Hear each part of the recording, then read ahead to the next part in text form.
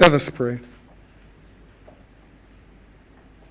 Guide us, Lord, in all our doings with your gracious favor, and further us to your continual help, that in all our works begun, continued, and ended in you, we may glorify your holy name, and by your mercy attain everlasting life, through Jesus Christ our Lord.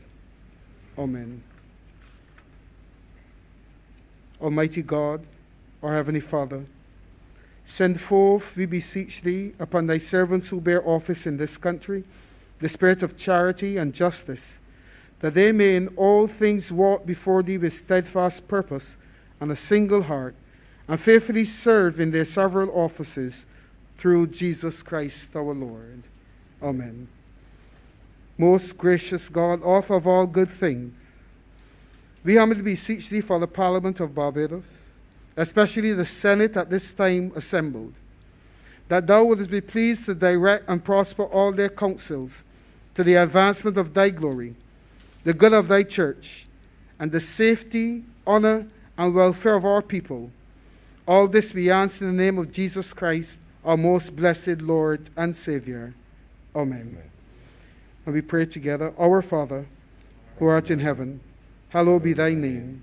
Thy kingdom come. Thy will be done on earth as it is in heaven. Give us this day our daily bread, and forgive us our trespasses, as we forgive them that trespass against us. And lead us not into temptation, but deliver us from evil. For thine is the kingdom, the power, and the glory, forever and ever. Amen. And may the grace of our Lord Jesus Christ and the love of God and the fellowship of the Holy Spirit be with us all now and forever. Amen. Amen.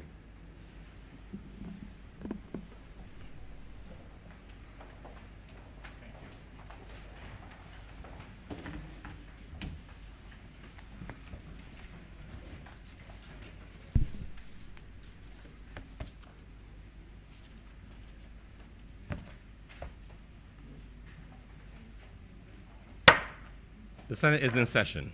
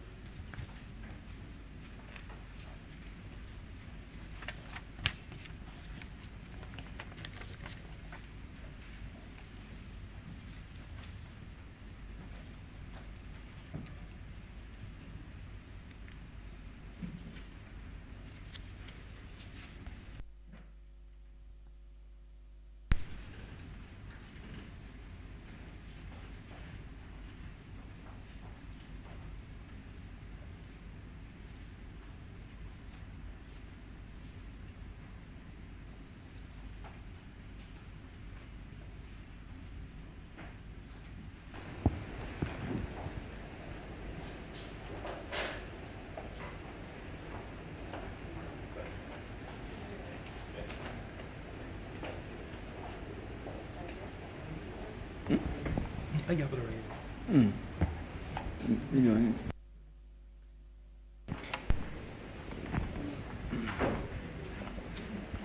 Messages from Her Excellency, the Governor General. Announcements by Your Honor, the President. Honourable Senators, I have received the minutes of the meeting held on Wednesday, September 29th, 2021, for confirmation. Senator McConney. Mr. President, I beg that the minutes of the meeting held on Wednesday, September 29th, 2021 be confirmed. The question is that the minutes of our meeting held on September 29th, 2021 be confirmed. Those honourable senators in favour, please say aye. Aye. Those against, please say no. We think the ayes have it.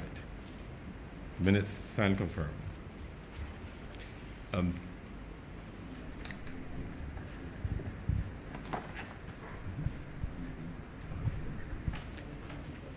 In terms of other announcements, I have excuses for lateness from House Leader Senator Walcott and also from Senator Moore.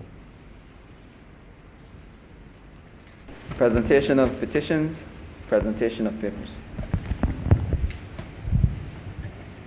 Mr. President, I am commanded to lay the amendments to the Defense Officers Amendment Regulations 2021 and the Barbados Defense Force Reserve Amendment Regulations 2021.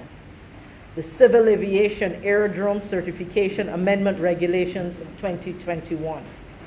The annual report of the Barbados Prison Service for financial year ended 2019. The annual report of the Barbados Investment and Development Corporation for the period April 1st, 2019 to March 31st, 2021. The instruments adopted by the International Labour Organization P029 Protocol of 2014 to the Forced Labor Convention 1930, R203 Forced Labor Supplementary Measures Recommendation 2014, Transition from the Informal to the Formal Economy Recommendation 2015, Employment and Decent Work for Peace and Resilience Recommendation 2017. Also, the financial statements of the Transport Authority for the year 2019 to 2020.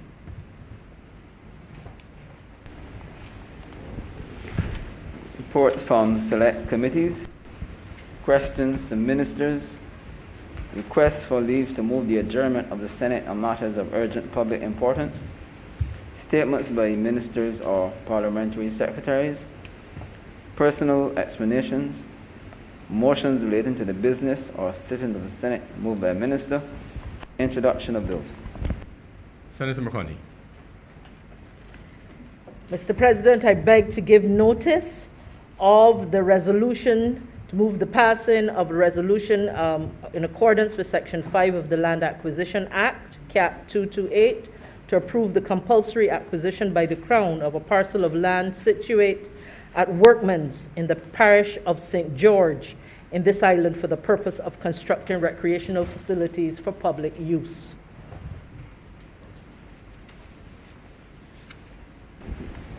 Public business. Public business is now the order of the day. Order number 1, sir.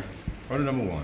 In the name of the Honourable Acting Leader of the Senate, to move the second reading of the Constitution Amendment number 2 Bill 2021. Senator McConney. Thank you, Mr. President.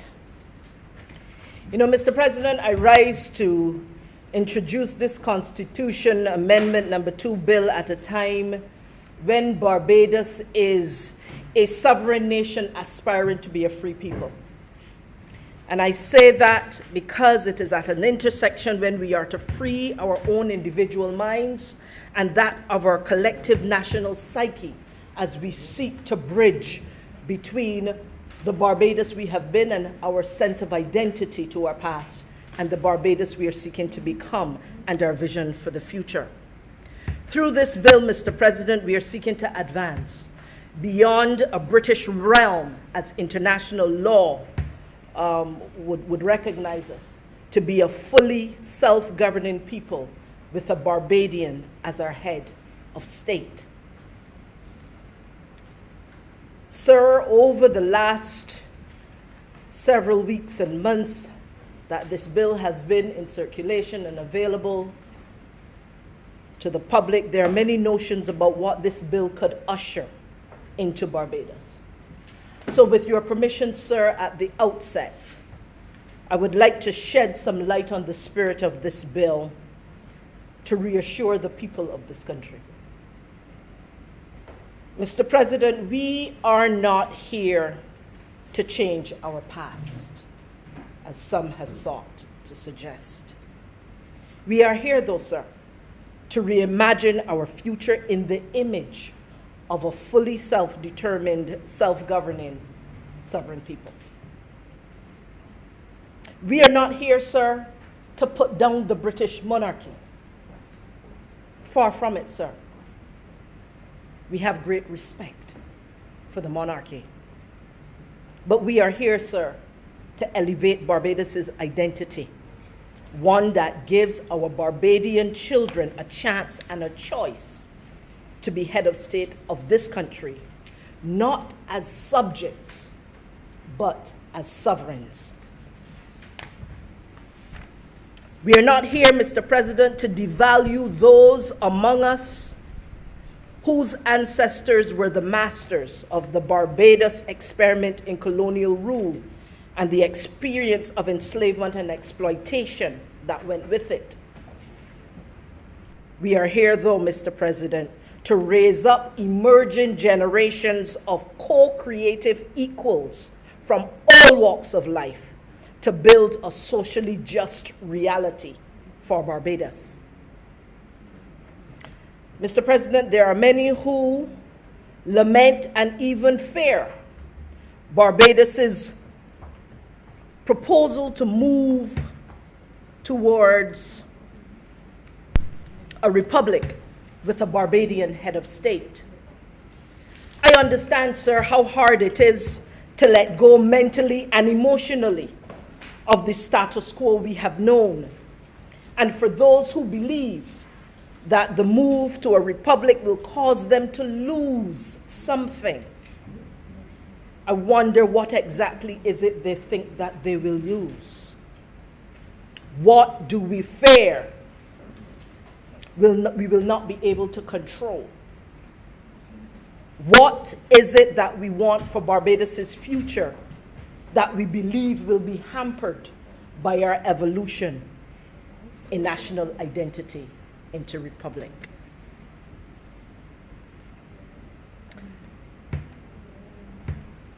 Mr. President, many have spoken about what will change.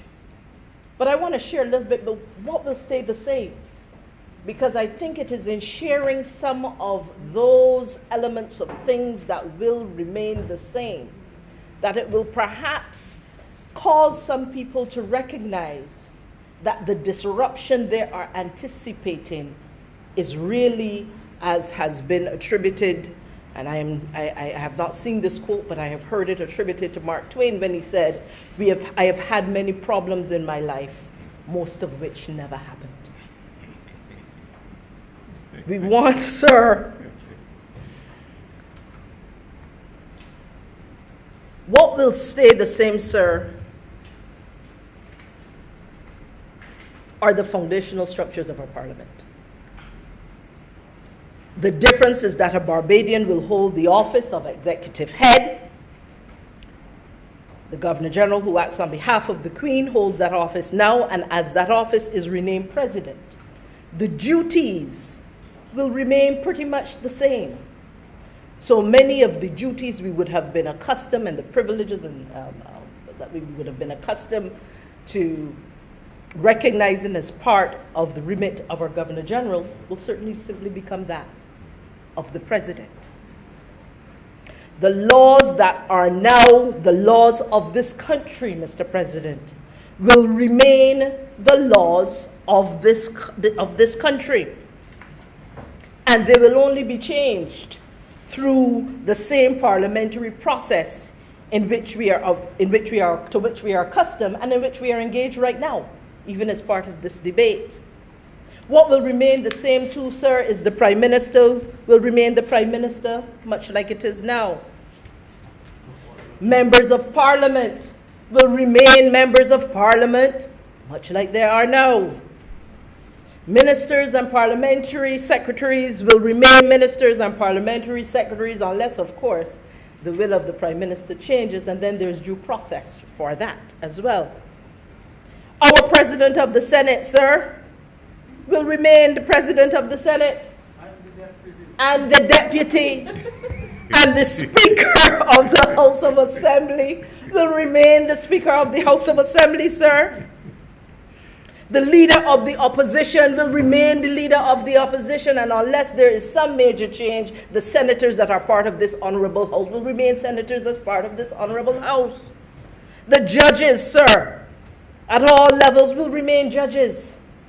The chairpersons of constitutionally established commissions and tribunals will remain.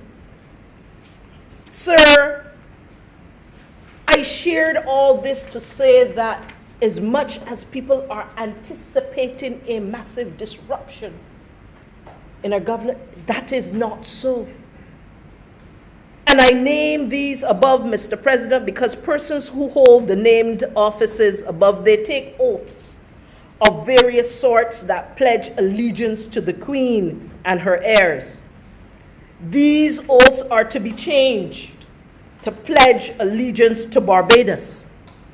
And the first schedule of this constitutional amendment number 2 bill that's before this honorable chamber in Schedule 1 lays out the change of oaths. And without my reading the many that are there for the various offices, sir, in every case, they say either allegiance to Barbados, serve Barbados, true loyalty to Barbados, and therefore the allegiance has shifted. That, sir, is one of the changes that will come amidst all of those others before, sir, that I said will remain pretty much the same. Any officer, too, Mr. President, that was appointed under the authority of the Governor General would still remain appointed. This includes public servants. Mr. President, most of what we are familiar with now as part of governance and procedure will remain. This bill is not meant to disrupt, but to evolve specific aspects of our system of governance. The most important proposed changes from this bill, Mr. President, if I may continue, and I think it bears repeating, is that a Barbadian in his or her own right, that means not acting on behalf of anyone else, but in his or her own right, would be permitted by law to hold the office of head of state, and that the term used for head of state would change to president. This bill, too, seeks to revoke the Barbados Independence Order of 1966, but save and keep intact the Constitution, which, as you know, Mr. President, was a schedule to that order made by the British Parliament. There are those who will suggest that in so doing, we are doing an ill to the laws of this country. I will leave that discussion for the lawyers, sir. But I do know, sir, that this government, as is the case, has received the advice of some of the most brilliant minds in the Caribbean, legal minds in the Caribbean. And as it is in law, there are those who will believe one thing and those who will believe another. And of course, sir, the legal perspective will be determined in the fullness of time. I spoke earlier, sir, in terms of significant changes about the continuity of government, that all of those appointments and all of those offices to which we've become accustomed, they will continue. Because as part of this, they will simply be shepherded into the next phase in the life of Barbados. And I also spoke of oaths, sir. I will not repeat that, but of course, that is a significant change. Reference in our law, sir, you will recall that a number of our laws, number of procedures that may be pending before the courts, they name either Her Majesty or the Crown as parties. There are lands and various property that is vested in the Crown. Any particular law or proceeding or transaction or pending matter that refers to Her Majesty the Queen as a party or the Crown will now simply be referred to, will refer to the state as the party instead of Her Majesty or the Crown. References that we will see now, Mr. President, to Governor General in laws and other circumstances will then be changed to refer to the President. As you know, sir, there are many people who are concerned that we will be pulling away from the Commonwealth. And what would that mean? I wish to share, sir, that Barbados, it is our intention at this time to still remain a member of the Commonwealth. the Commonwealth of Nations, or the Commonwealth as we call it for short. That is a voluntary association of former colonies or territories of the British Empire. There are 54 members, sir. And of those 54 members, 33 are already republics. That is just over 61%, close to two-thirds, have already made the transition that Barbados is now seeking to make. 16 of those members are realms. Barbados is considered a realm. Meaning, if I were to use the good old Oxford Dictionary, it speaks of a country ruled by a king or a queen. And 5 members of that Commonwealth have their own monarch. So what Barbados is seeking to do in terms of making its advancement towards a republic, it is not new, it is not unique, and it does not necessarily spell any severance of part of the Commonwealth family. Barbados, in fact, we remain committed to the principles of the Commonwealth, which speaks, and I quote, freely cooperating in the pursuit of peace, liberty, and progress. And, sir, as established by the London Declaration of Heads of Governments of the Commonwealth in 1949, as established, Barbados will remain free and equal, quote, as other member states. And so, Mr. President, Barbados, we believe that we are equal to the task of complete self-governance, and we see ourselves as free to make the choice. This constitutional amendment bill before this Honourable Senate is part of a wider self-declaration of such freedom and equality.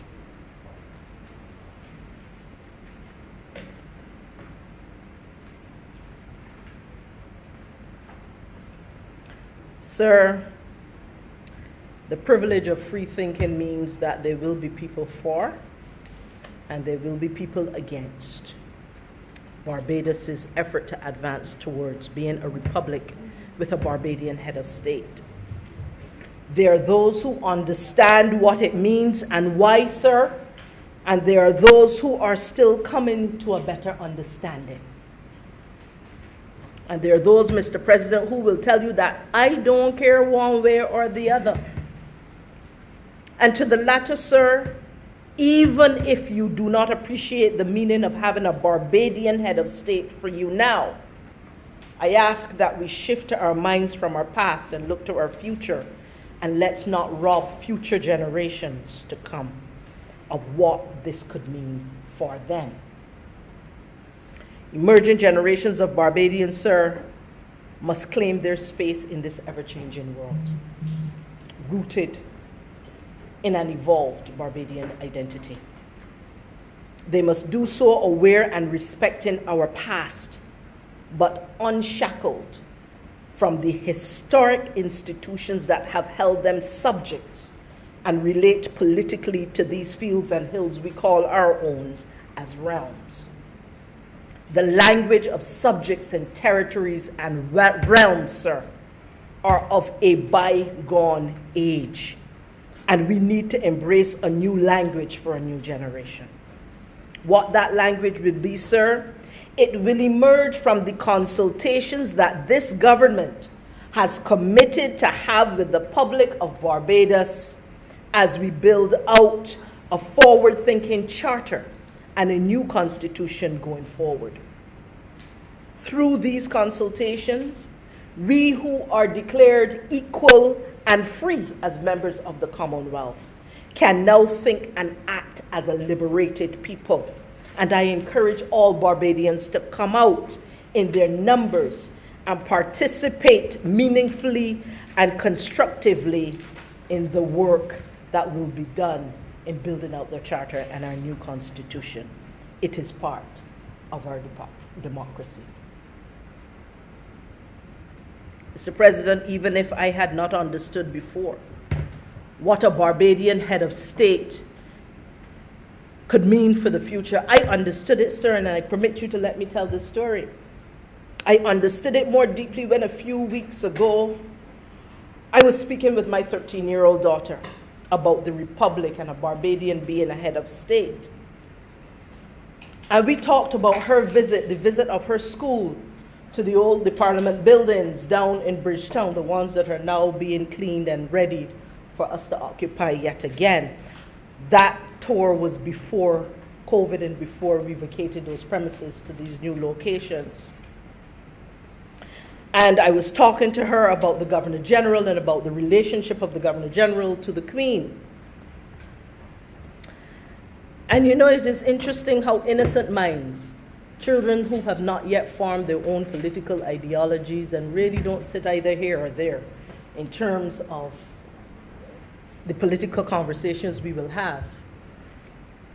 She said to me, "So, Mom, does the Queen make the Governor General tell Barbados what to do?" And I said, "No, it doesn't quite work like that." So trying to simplify it for a child's mind, I said to her, well, Barbados decides, and then we, through the Governor General, we share that message with the Queen, and she usually assents, meaning she will say yes. She says, "So, Mom, if," and this is with no disrespect, sir, I'm just sharing the conversation I had with the child, my daughter. She said, "So if we decide, and we only need the Queen to say yes, can't we just say yes ourselves? Why can't we just tell ourselves yes?" And it is in those simple 7 words from the mouth of a child who is totally innocent to all of this that I truly understood why I had to stand up in here today and support this. Because she, as a Barbadian by descent, and as we know, the qualification for those who may become president is as a Barbadian by birth or descent. Persons like her now, my daughter Joy, she can now aspire to become the head of state in this country and be part of that shifted mindset and that shift in our national psyche that says, yes, it's okay for us to tell ourselves yes.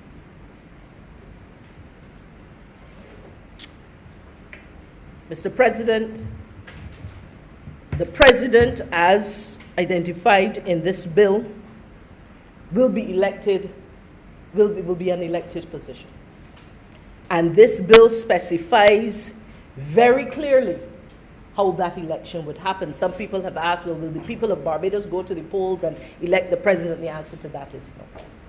There is a process that is here where there is a nomination.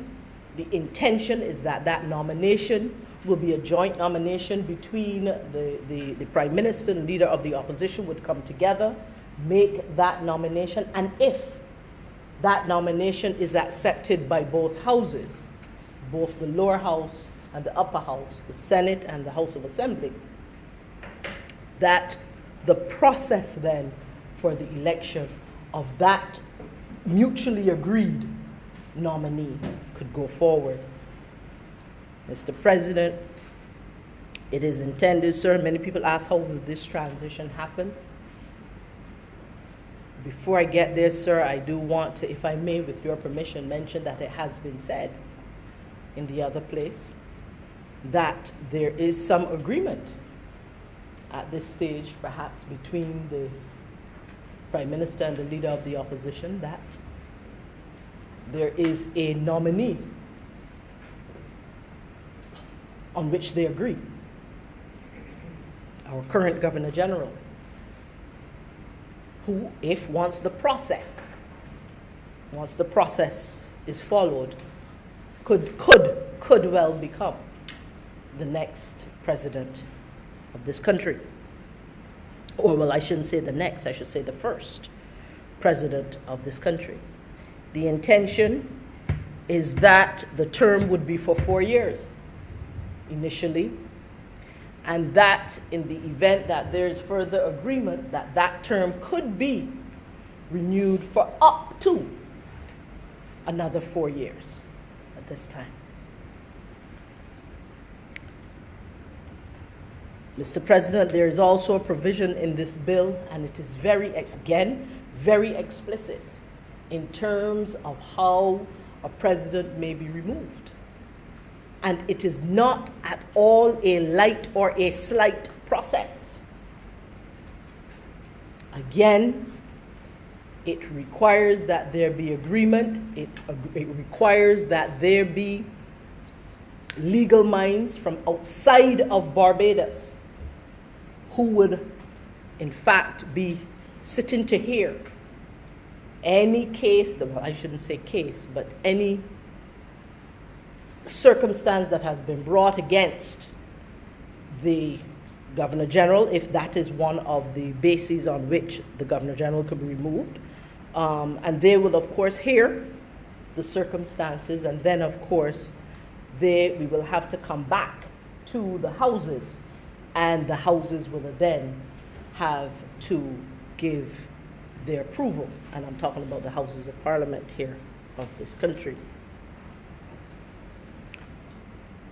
It is possible also that a president may leave office because they resign. A president may also leave office because their term has expired.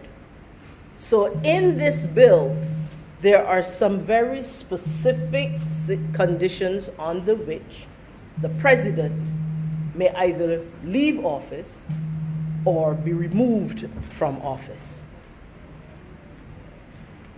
And again, there is a rigorous process on every level to ensure that no prime minister or no single individual or authority can do so without transparency, without accountability, and without the approval of the Parliament. Sir,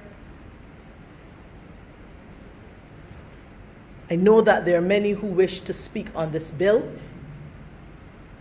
and I shall certainly say that there are moments in our history that we will celebrate united, where all of us agree, and there are moments that we will lament as divided people where we do not agree.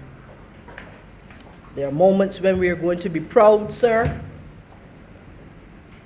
and there are moments when we will be ashamed about the part we play in the story as we develop and evolve as a country.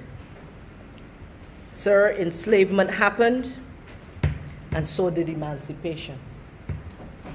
I would say that the right to vote was denied to a majority, Mr. President, and now we celebrate that same right to vote as being universal, available to all.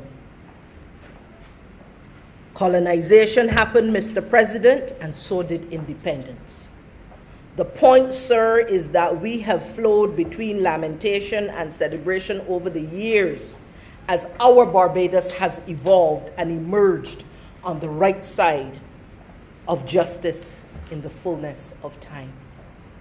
And sir, it is on this note that I beg to move that this bill be read a second time and invite the debate of this Honourable House. Thank you very much, Senator McConney. Senator Franklin. Thank you very much, Mr. President. I am humbled and intimidated by what is happening here today. And I will start by referring to something the acting leader said, that people are afraid of Barbados becoming a republic. That's some people. Well, if there are any persons in Barbados who listen to me and believe anything that I say, I want to tell them it is nothing to fear. Barbados, for all intents and purposes, is almost a republic right now. And let me read for you the definition of republic. It says, republic is a state in which the supreme power is held by the people and their elected representatives, and which has an elected or nominated president rather than a king or a queen. That is all a republic really is.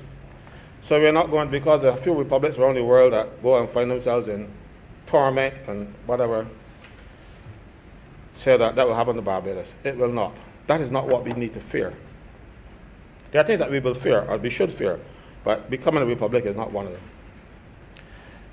There's an essay that I came back across when I was doing my research for this thing. So, and if you'll permit me, I'll read some sections of it. And it starts by quoting a former member of this place, Senator Asper Phillips. And he was speaking on the bill to abolish the celebration for Guy Fawkes Day, which was to be November 5th, where we had fireworks and stuff. That's when one guy called Guy Fawkes wanted to blow up the parliament. You're dating yourself, Senator Franklin. I used to like What what bombs those to of think us like of a everybody certain else. vintage know of Guy Fawkes Day. I used to like what bombs too. I remember as a boy. You know, and some person once said that, and I hate to say it, but they said that the only few people that entered Parliament with honest intent was Guy Fawkes. You know, and I don't share that because I have honest intent. I'm sure most of us do. But I'll read. He says, they have no national pride, and as far as they are concerned, they will take English traditions and habits with them to their graves. Senator Asper Phillips.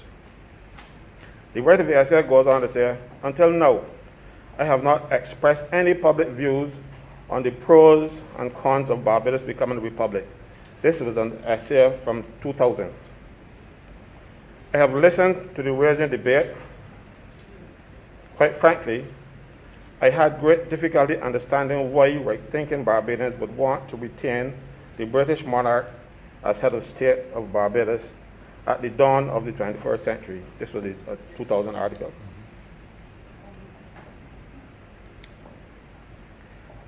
Especially when there are no real or apparent benefits for so doing. After 34 years of political independence, you could only sympathize with those Barbadians who are somewhat reluctant to embrace psychological independence.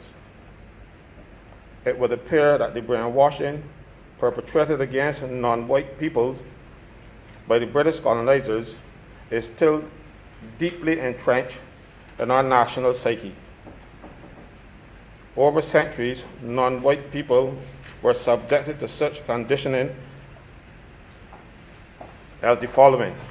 They were intellectually inferior to the European, that they were incapable of representative government, among other things. Our people have imbibed, this is what this, imbibed those racist views to the extent that they develop a need to hold on to the illusionary security blanket of the British monarchy. And he went on to quote some very racist things that people were saying about black people.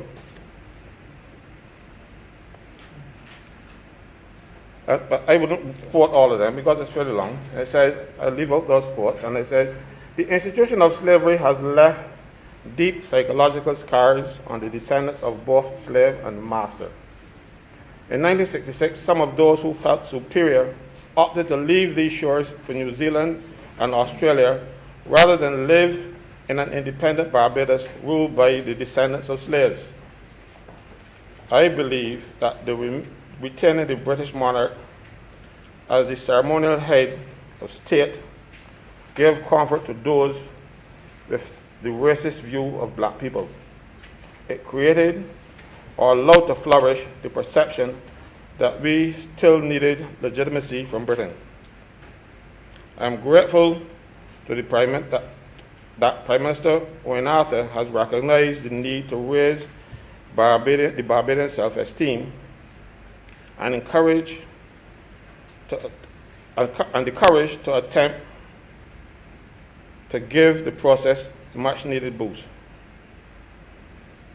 It is time for this inferiority complex to be conquered. It can only be done when we see ourselves as good as anyone else. Independence with Queen Elizabeth as the head of state was a necessary first step to assert our Barbadian identity. The next step is to take on all the trappings of nationhood and have a Barbadian as head of state. So this essay was written by Warren Caswell Franklin and was published in the newspaper on the 11th of November 2000. I thank you for that very clear reference for the record. Thank you, then.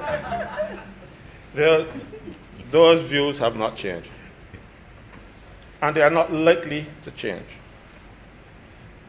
I believe with all my heart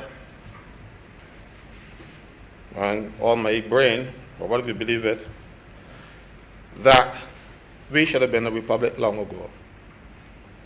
And we were talking about 2000 when this debate was raging. But then something happened, and it took a back seat until now. This is where I have the problem. From 2000, nothing happened, and then 2021, we rushed to get this thing on the books with indecent haste.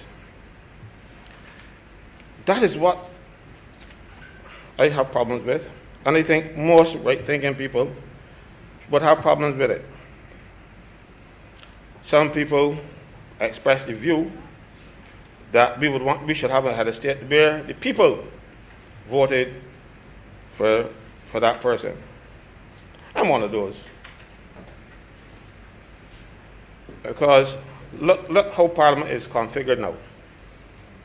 We have 29 in the lower house, and in this place they have 12 government senators.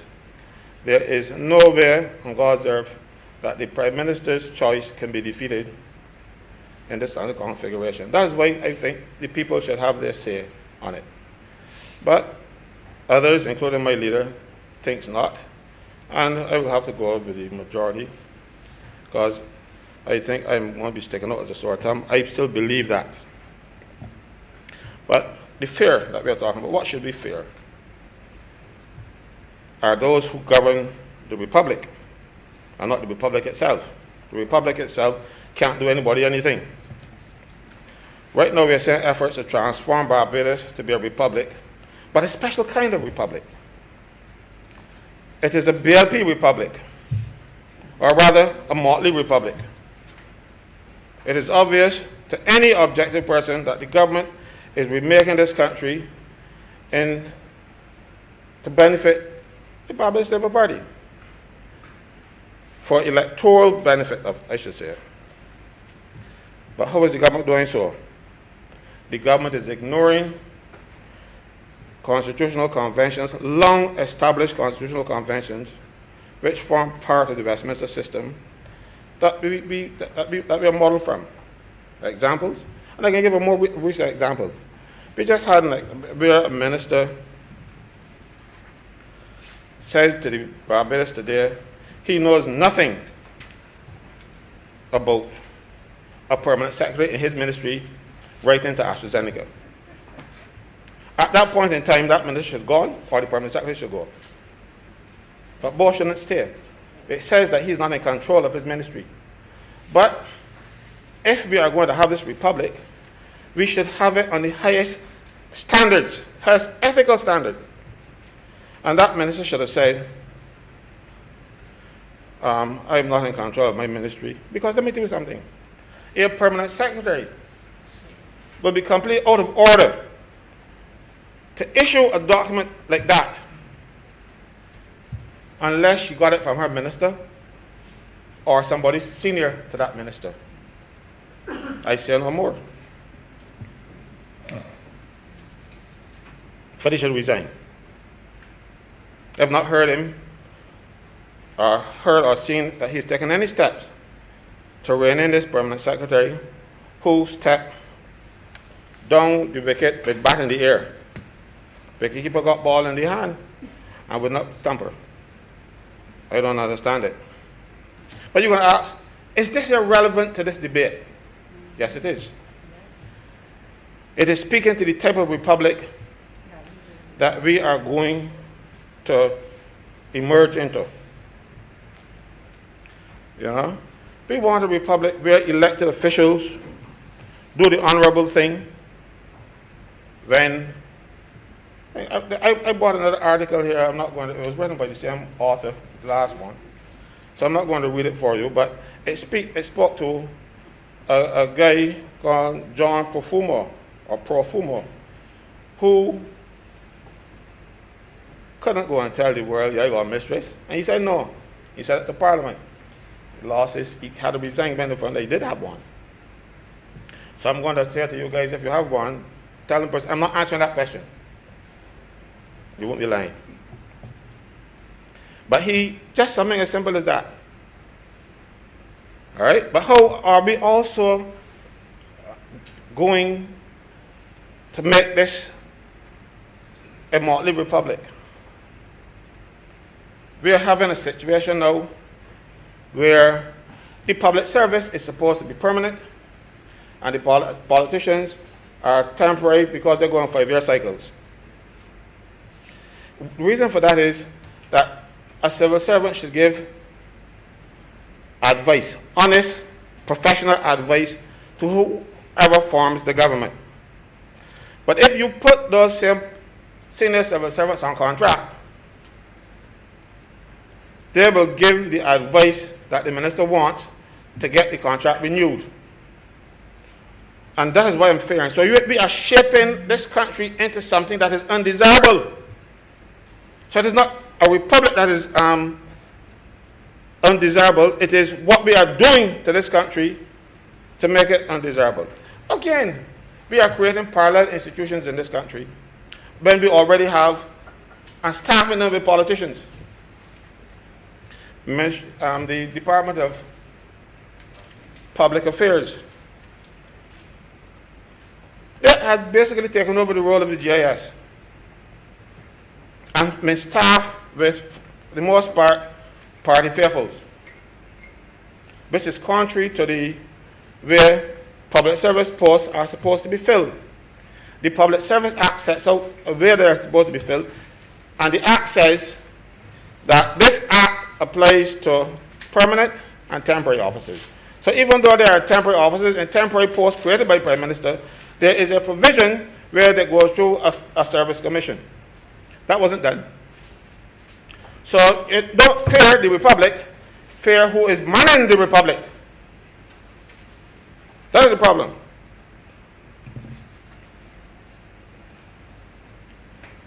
Then we also now have a situation where the government don't want dissenting voices. I will not call names, but I will only say, just recently we bought off a talk show host. Keep him quiet because he used to keep too much noise. He's a loss to public debate in Barbados. A big loss. But he's silent. Senator Franklin, yes, sir. I listen to you very carefully, and you know that you cannot impute improper motives to members of either house. And the notion of buying off someone could only be improper. You'll withdraw that imputation and continue. Yes, I thank you for your guidance, sir. And I withdraw the buying off. But I can't find a suitable synonym, so I will leave it. But then if I get $15,000 for doing something that he's not qualified for, and he's no longer being the voice of the people, mind you, he's not a dog.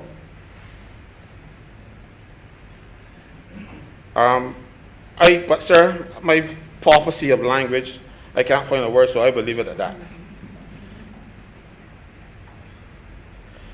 Then right now, sir, also, we are trying to create a police force in this new republic that we have, where we have 2 pensioners, geriatrics now, remaining at the top of the police force when they should be gone. because the law does not allow them to stay beyond 67. And if they have vacation leave, they must take that vacation leave so that when they leave the public service, all our leave is gone. That cannot happen now. But we are doing that because we want to create this thing in our image. Our image meaning the BLP's image. We've just done it for the Defense Force. We put somebody in place who is favorable. No, you must trust the people, and if you don't trust them and they're doing the wrong thing, bring charges against them and get rid of them. But don't bring your friends. That is the making of a republic. A banana republic. That is what we are seeking to do here. I said, don't get me wrong, sir. I support Barbados becoming a republic. I want Barbados to become a republic.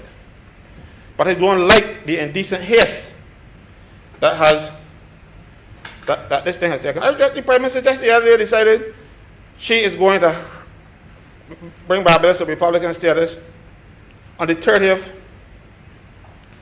of November. Again, I think that was not properly thought out. Because we have examples in the Caribbean, where Trinidad and Guyana, they have separate days. Independence Day and then Republic Day. As a matter of fact, in Trinidad, Republic Day is the first day that Parliament sat as a republic. First session is that day, so that day is marked. And Independence Day is left by itself. But that is not what we are doing in Barbados. We have, and I hope I'm misjudging the Prime Minister when I said that this is a way to get Barra out of independence. Because some years ago, Barra has said, he had some opposition from a guy called Motley in the city.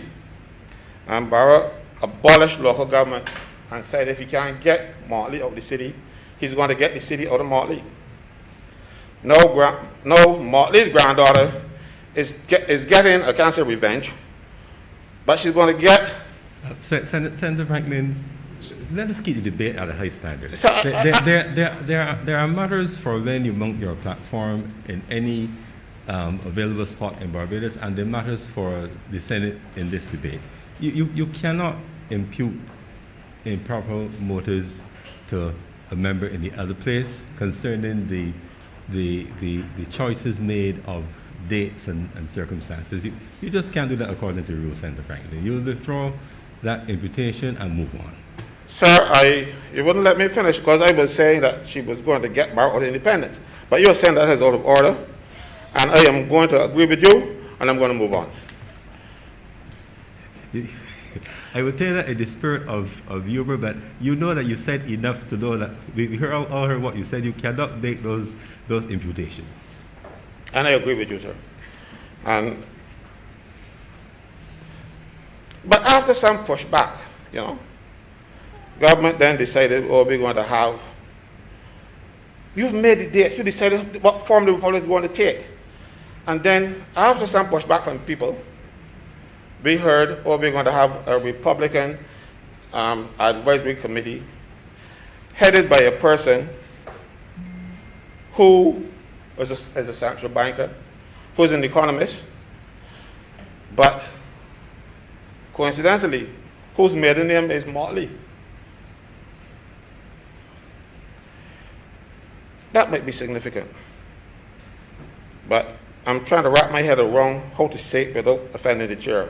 So I'm not going to say it at all. I'm just leaving it out there for everybody who wants to think on that, to think on it.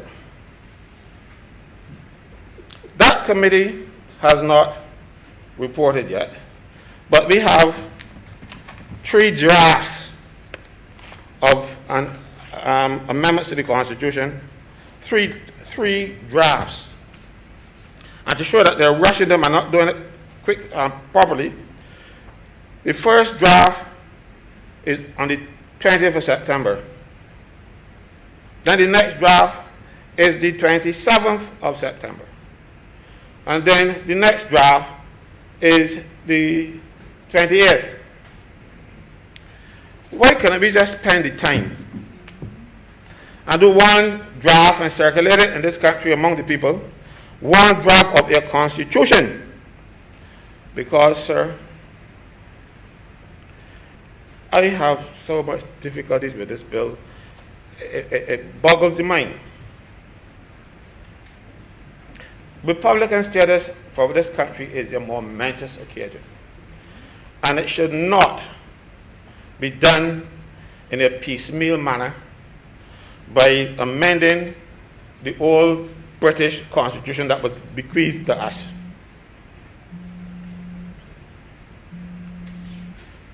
We want to throw off the yoke of colonialism.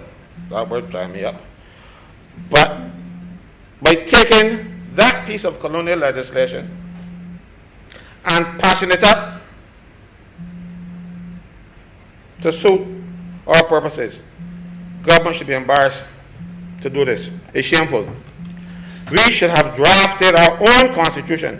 You know, instead of having this, our own homemade constitution, instead of having this hodgepodge of English legislation and amendments that were taken from the Barbados Independence Order. None of it is ours. Do we have any national pride? They have no national pride, Oscar Phillips says.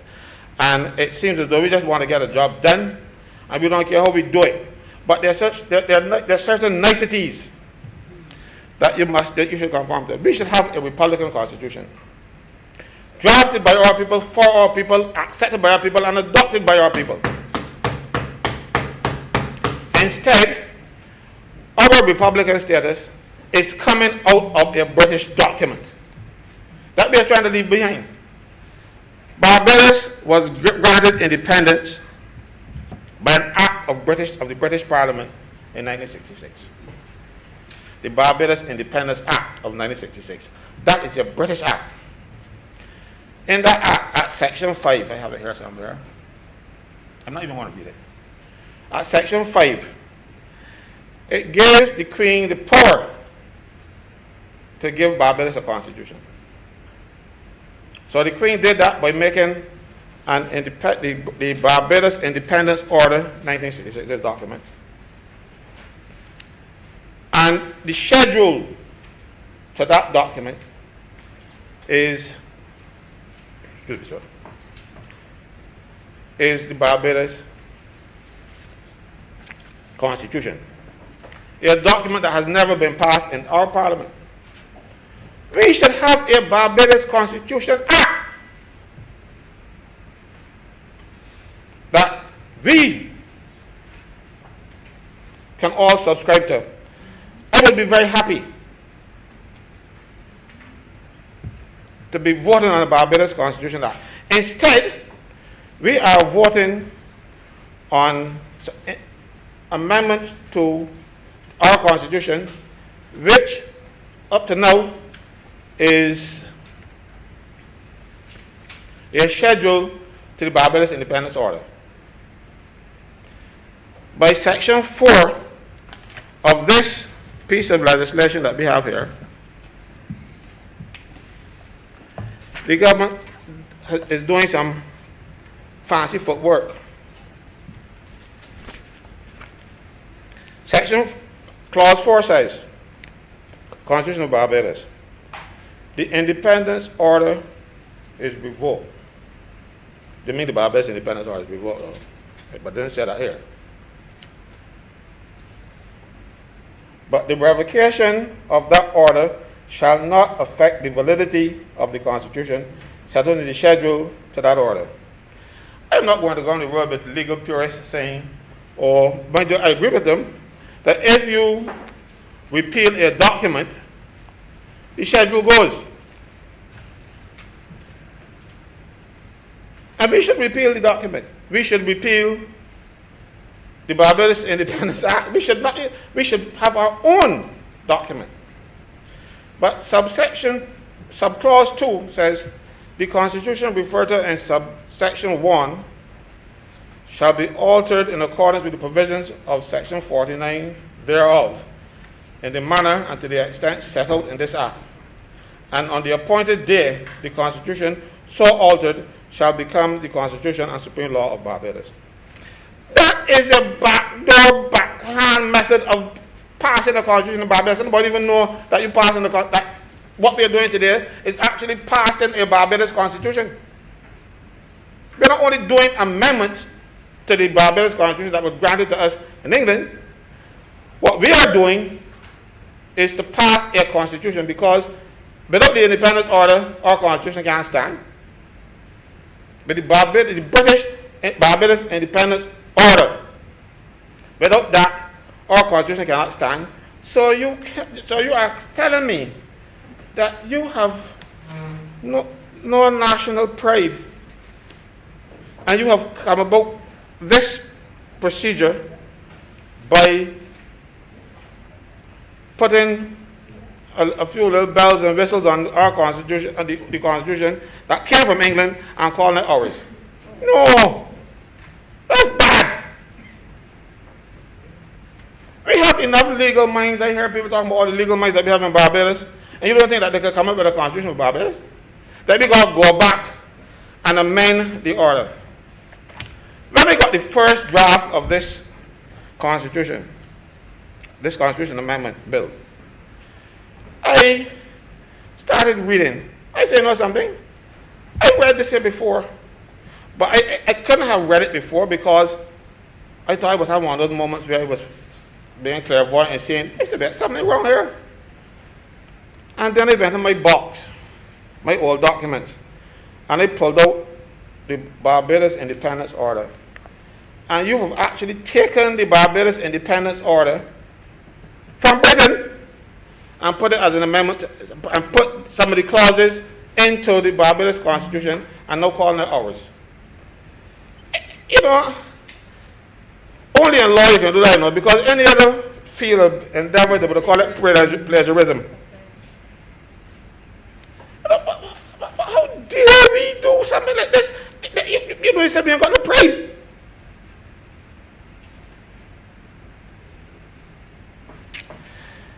It boggles my mind. You know, I'm one of those people who would love to stand up and be counted as one of the people who support Barbados becoming an independent republic.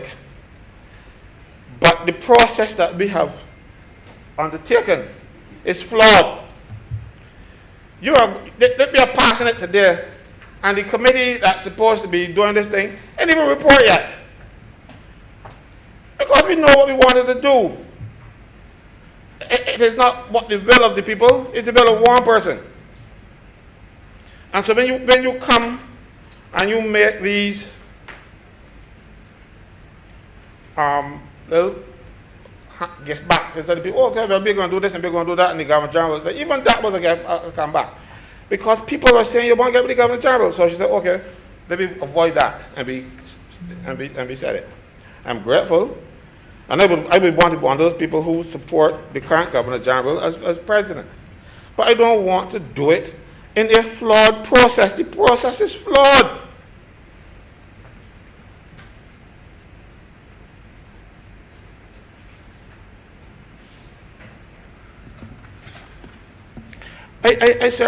I have such problems with this legislation. You know, it is essentially what the British did for Barbados in 1966. Cold soup, warm over. There's nothing new. It isn't speaking to this is who we are. No, we are not British. We are imitating and going and adopting what the British did for us. And we are saying, well, if that's what we want, why become a republic? Because it's still using the British Constitution that they gave us. With some minor amendments, the amendments taken from the British, but the Barbados Independence Order that was also given by the British. Mr. President,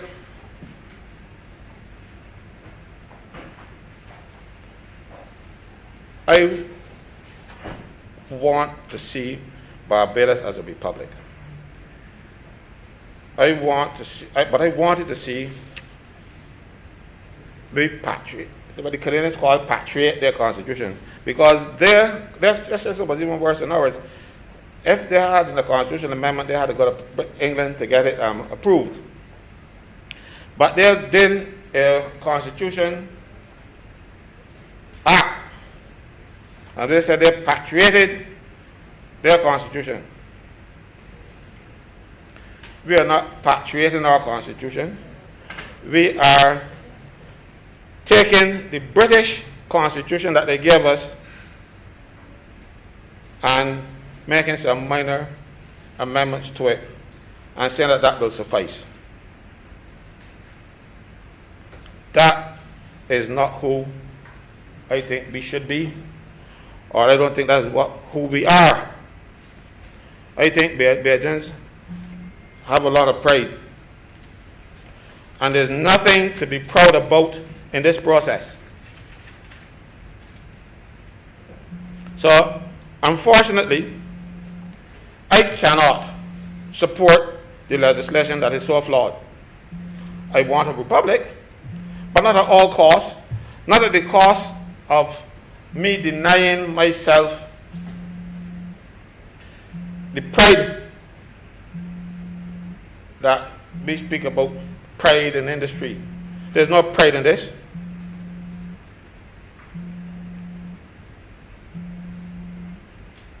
You know, it was like, just having gone through these documents, it looks as though Britain is granting us republic status. On the face of these documents, that's what it looks like. That's not what we want. We want to stand up in the world and say to people, we have arrived. We are taking our independence on our own. We don't need it from you or anybody else. But you can't do it with the people document.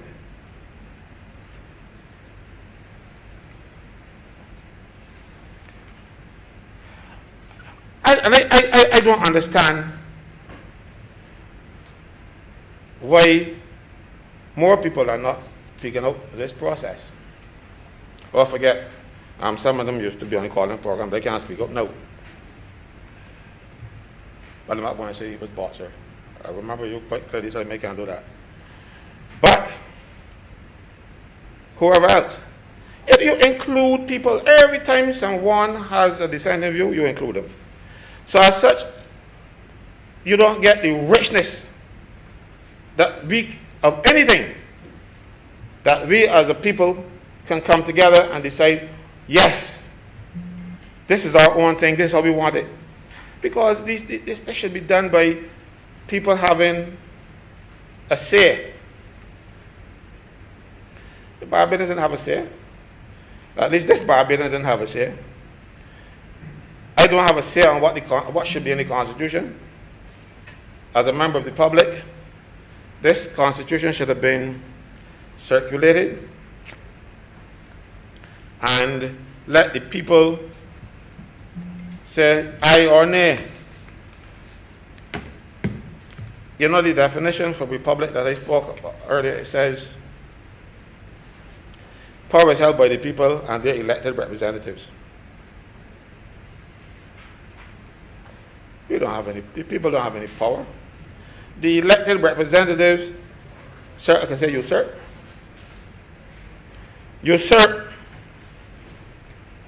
the power of the people and come and bestowing this Constitution on us. The Barbadians are not idiots. We are a thinking people. We should be able to say to the government, will you come up with, don't make a lot of sense to us, and give your views and have it debated in public. That debate in public, now after we have this act passed and we making procedures with the name of head of state, Barbadian head of state, you are now going to have a committee reporting back to tell you what Barbadians is saying. you should be getting that information first. And having gotten that information, then you put after those town hall meetings but you don't have town hall meetings, no, you have them on TV. I see a good senator there on TV, biting his tongue,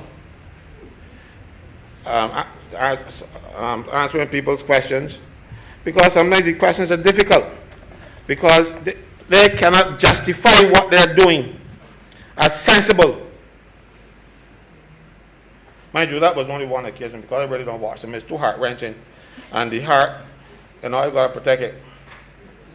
So when I see these things happening on TV, I only manage to see them when I go by my mother, and her TV is on, because I don't watch TV otherwise. But what I see, the one I saw, it had a situation where I think the panel was not fit for the task. Just like you have a chairman who's fit for central banking, I know she's chairing a constitutional commission that deals with laws, but she's a motley. So you have to get it from that source. I didn't know that, I just have this devious mind. And one day I said, let me do a little checking here. And I went and Googled the person's name. And when I Googled the person's name, it says she was born Motley. I said, is there a connection? And if there's a connection, why? And but I can't go further because of the attributing improper motives. So I say, you're teaching me, and I learn, and so I have to finish there. But sir, that process is flawed. It is backwards. Government still got some time to say to Barbados, we got it wrong, but they're not. Too much false pride. But you got it wrong. That national pride that we talk about rings hollow when the appears that this government is too lazy to get it done correctly, get it done right the first time. As a matter, mind you, this is a government that gets it wrong most times at the first and then seek to undo the damage that they've done. But this Republican Constitution is too important to be doing it in that kind of manner. I am opposed to the bill itself. I am not opposed to Barbados becoming a republic. As a matter of fact, I will be championing it. But the process, sir, is flawed, and government by now, somebody should tell out there on the other side, should be telling the government, look, telling each other, man, this thing wrong. Don't let me go down this road. But gonads are in short supply over there. And it is her way or no way. Don't go there, Senator. Sorry about that. Then if you don't want me to go there, I wouldn't. But I wouldn't go there, sir. But these things come to my mind as I try to be parliamentary, and I have to fight it. Please do. So I'll get there eventually. But sir, in all honesty and all sincerity, I love this country. I want to see things done correctly around here. And too many things are going awry in this place because we are not taking the time to consult with the people, to consult with the governed. This is not a dictatorship. And even with the Constitution, the country becoming a republic, it won't be a dictatorship. We are not proposing anything like that. All we are saying is, or all I am saying is, we should have our own constitution, drafted by us, with input from us, for us. But we did this. Sir, I am ashamed of the government for putting Barbados through this process. It is flawed. It doesn't make sense. And nobody wants to come back. And again, even less want to come back now because they say so. But why couldn't we be a republic next year? And get everything right the first time. You know, after we do this and Barbados becoming a republic, after this bill is signed into law, we still gotta want to fix it. And then do a constitution. Why don't do it first? Do it one time. And show up the world that Barbados is punching above its weight and we can do things right. Sir, I'm much obliged to you. I'm hurt, but I'm obliged to you. Thank you, Senator Franklin. Is on to Senator Greenwich.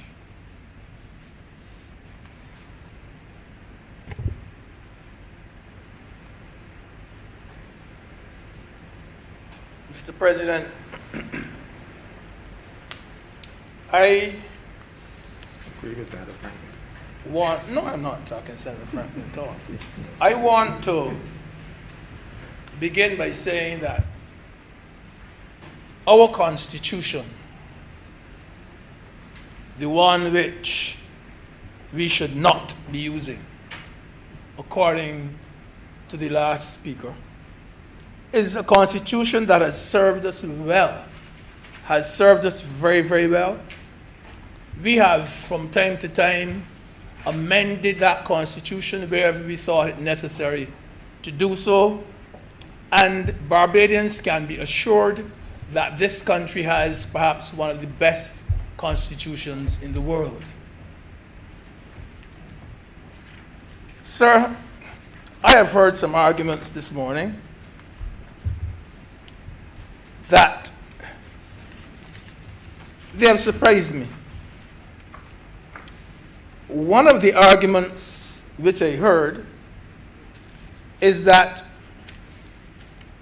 we are trying to upstage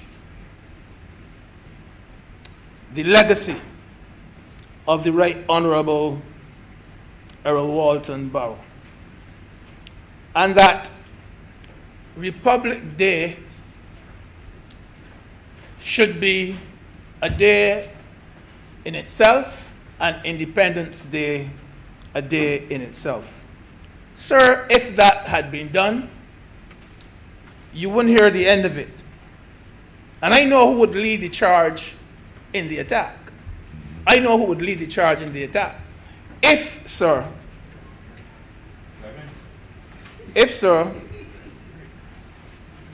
the Prime Minister had even suggested that Republic Day was on her day or her grandfather's birthday, I know who would lead the charge of it. You wouldn't hear the end of it. But sir, what has been done here is that November the 30th will still be Independence Day. And November 30th, sir, is a date already owned. That's a date that is sewn up. That is Independence Day. We are not calling November 30th Independence Day and Republic Day. We are not doing it. November 30th will always be Independence Day. That is something owned by the father of our independence. And this particular bill, sir, will not dilute. It will not dilute the contribution which the Right Honourable Errol Walton Barrow made to this country. Right, excellent. The Right Excellent, sir. If anything, sir, it will amplify it.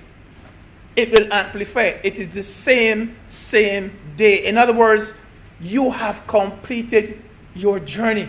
Right, excellent. You have completed your journey. This is all we are doing. It does not dilute it in the least. Recognition is still his. Sir, I want to say here too that certain debates really and truly should be non-partisan. I believe, sir, that this is one such a debate. I firmly believe that this should be a cordial debate. I feel, sir, that there should be no need for us to insult each other in a debate like this one.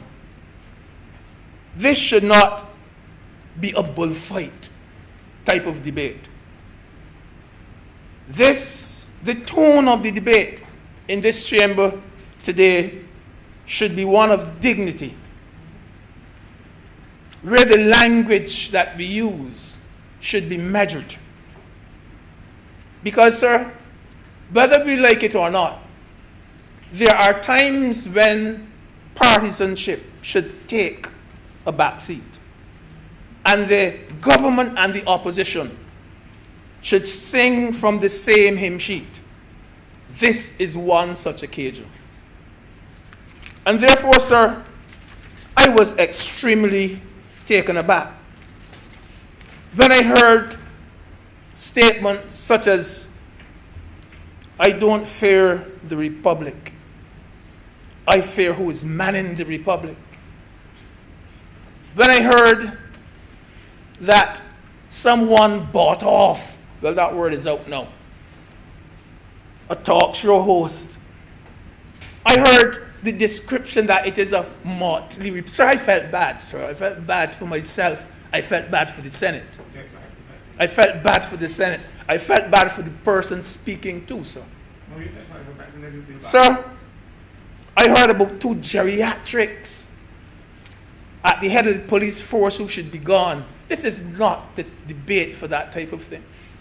It certainly was not. I heard about bringing friends and this is a banana republic. Sir, this is not the debate. This is not the place for that debate. Not in here. Not at this time. I also want, sir, to put the minds of Barbadians at ease. And I want to say that Barbadians can have faith and confidence in the process which has been used and which we intend to continue using for us to reach where we have. There are certain questions which arose, certain legal matters, and I just want to comment briefly on them. There's a question asked, and I do believe it was asked by the leader of the opposition as well. Does our Barbadian Parliament have the legal authority to remain here in Barbados and revoke that 1966 order which was made by the British Parliament? Barbadians can feel confident and comfortable with the process being used.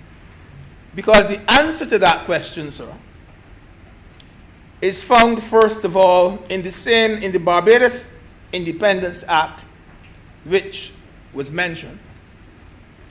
And Section 5 of that act says that the Barbados legislation can alter the provisions of that same order. In other words, we have the authority to alter. And so it goes on to say that by alter, they may not merely amend or modify, but Barbados is also allowed to revoke with or without enactment. So we can stay here where we are, and we can do something to that order, which will have repercussions elsewhere. Sir, paragraph 3 of the first schedule of the same Barbados Independent Act, that states that the legislature of Barbados shall have full power to make laws which are extraterritorial in power. So we can stay here and we can make the law, and it would, because you see, at that time, what Britain was doing was allowing a lot of the colonies, they were bending over backwards to allow the colonies to have their independence. So they were doing it. Singapore and Malaysia and all those were allowed, and they had the same arrangement as we have. We are not anybody special. We had the same arrangement. So the same attachment with the Constitution onto the order, so many of the colonies had it. It isn't funny.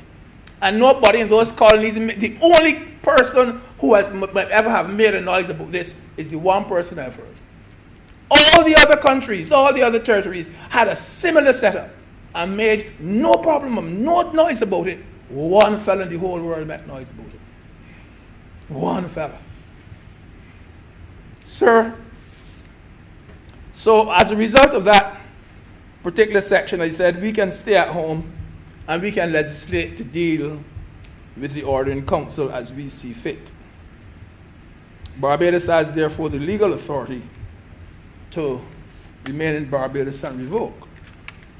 So the second question which arose was whether the order in council can be revoked. The same order in council to which the Constitution was attached, whether that can be revoked and the Constitution saved. And the order in council itself said, or says, can look at it, that the Barbados order can be revoked and that the revocation shall not affect the operation on or after the appointed day of any law made by Barbados.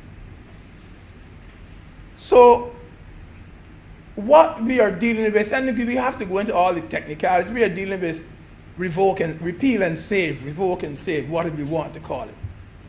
You can, right now, for instance, if you have the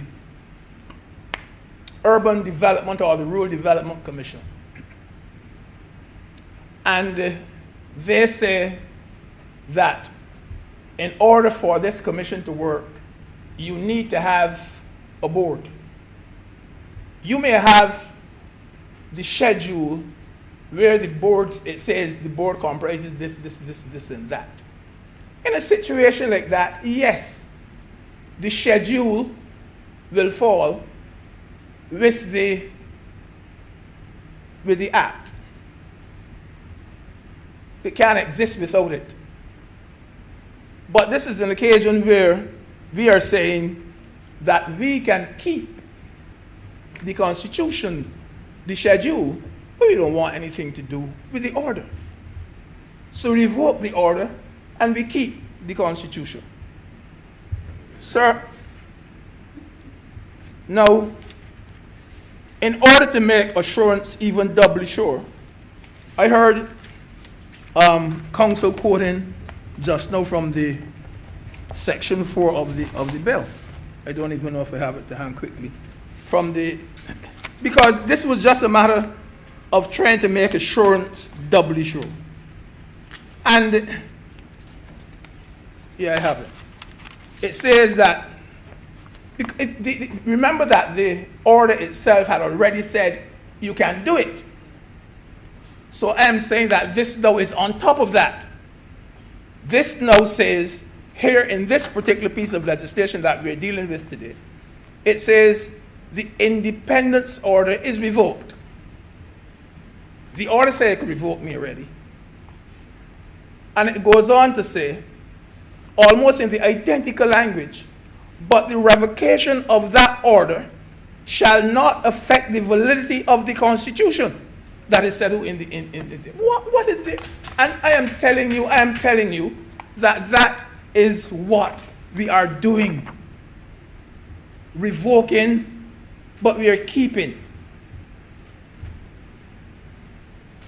And the other thing is that we have always known that is a principle in law, because once the Governor General assents to this particular piece of legislation, that you can't challenge the procedure. You know, when this passes, this too will be part of the law. So the other thing too, sir, and I think I've hinted at it already, is that one of the main things that we have to observe in all this is that the schedule to the order, that which is the Constitution, it does not depend on the order for its life. Like how I said that the Urban Development Commission, that schedule might very well depend on the statute for its life. It doesn't depend on it. It is a schedule which is not at all subordinate to the order of the Constitution. Even though it is the schedule, sir, that order can stand alone on its own. That is what makes it so crisp, you know. Because this is an order that can stand alone on its own feet. We could just strip up and it doesn't at all affect the Constitution. Doesn't affect it. It has the ability to act. That's why we can get it, keep it as our own. And that Constitution, as I said at the beginning, has served us so well. And now we're being asked and being told that we should draft a new one. We have done so many amendments to that same Constitution that it is already our own Constitution. We know we have a few more things to do on it, but it is already our own, the number of amendments and so on that we have made to that Constitution. A Constitution which can be understood from beginning to end without reliance on the order. We have a freestanding document here, a freestanding document, a document that is Barbados specific, you know, a document that is Barbados specific already. We should have drafted the own, just for the sake of argument, just to holler hard. Sir, let me tell you, I went through this thing too. And I looked at the persons who had a hand in this. And I want to make this point, that I prefer to sync with persons such as Justice Sherman Moore. I prefer to sync with persons like Ms. Shirley Bell. I prefer to sync with Sir David Simmons. I prefer to sink with Sir Dennis Byron than to swim with the person I hear talking.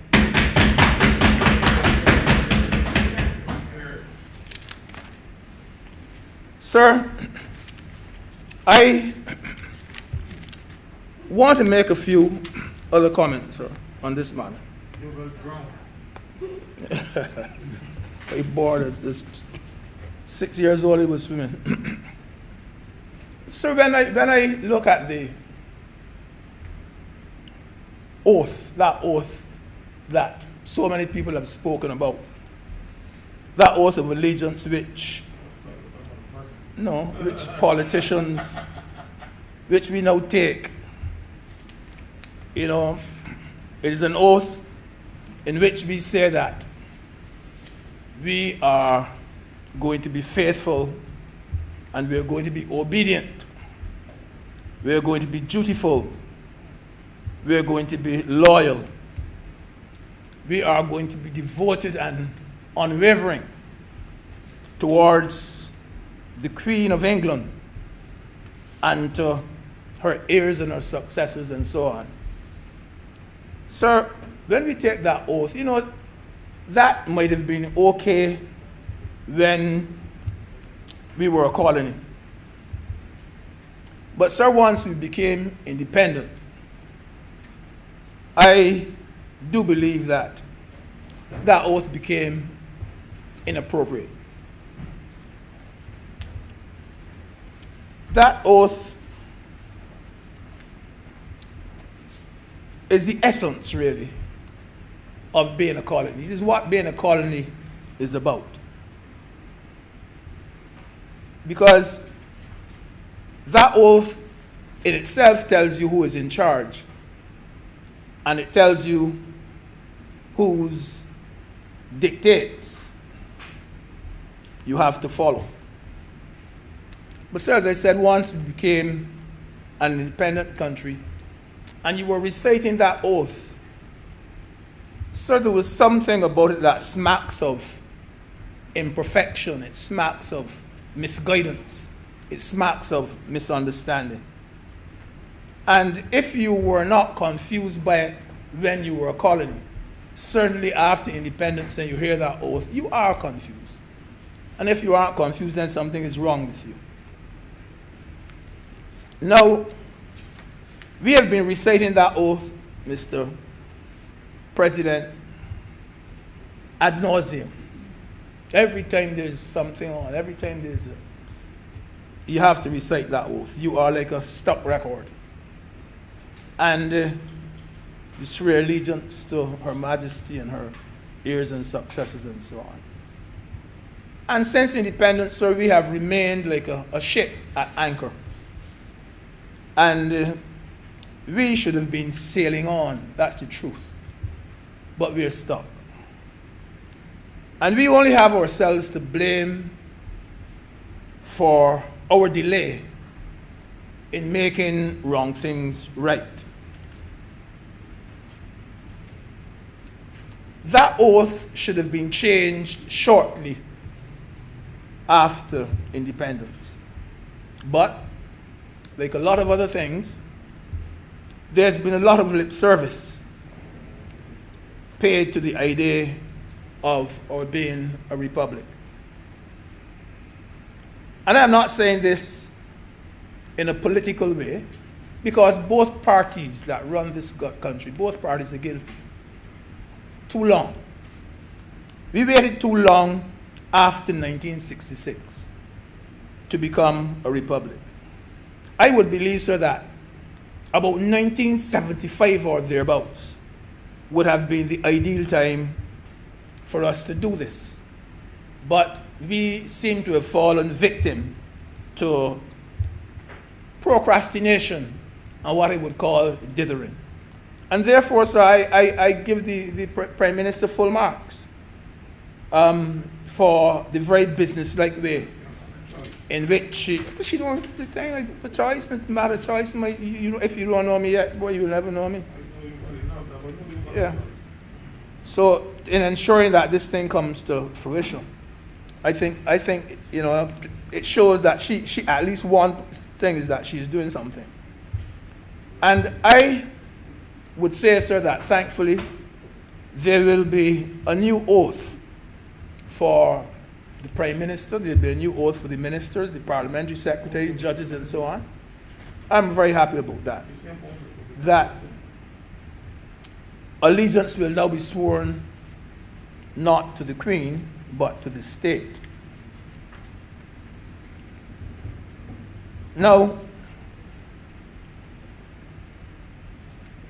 at this stage, when we are merely having a Barbadian appointed as head of state, I still think that we have a few amendments to make to the Constitution. Because when you are amending the Constitution, you do so in one of three ways, which would be you either delete something from it, you add something to it, or you modify it. And we have a few things that we have to do. One of the things we have to do is that whenever mention is made in the Constitution about the Queen or the Queen, that it is now going to be the state. So we have to change that to meet police force. I understand that's going to be changed to meet the police service. And there are other changes as well. But the fact of the matter is that we have to bring the Constitution now in line with being a republic. And we have to eliminate all of those things where there will be contradictions, and so on in the Constitution. We have to get those early. And eventually, as we have heard from Senator McConney, there is going to be a full-fledged discussion on our post-republic constitution. One thing which Barbadians can be assured is that the individual rights of citizens will not be affected in any way by the changes which we make. So we can be very happy and very comfortable with that. Sir, I am saying that Barbados has to keep up with the times. And I am sure that even the British, the English people, that they do not expect adult Barbados to wear the same small colonial diaper, if there's such a thing, as we wore when we were babes. When we were babes, we could be that one, it might fit. But they do not expect us to behave that way now. We have matured.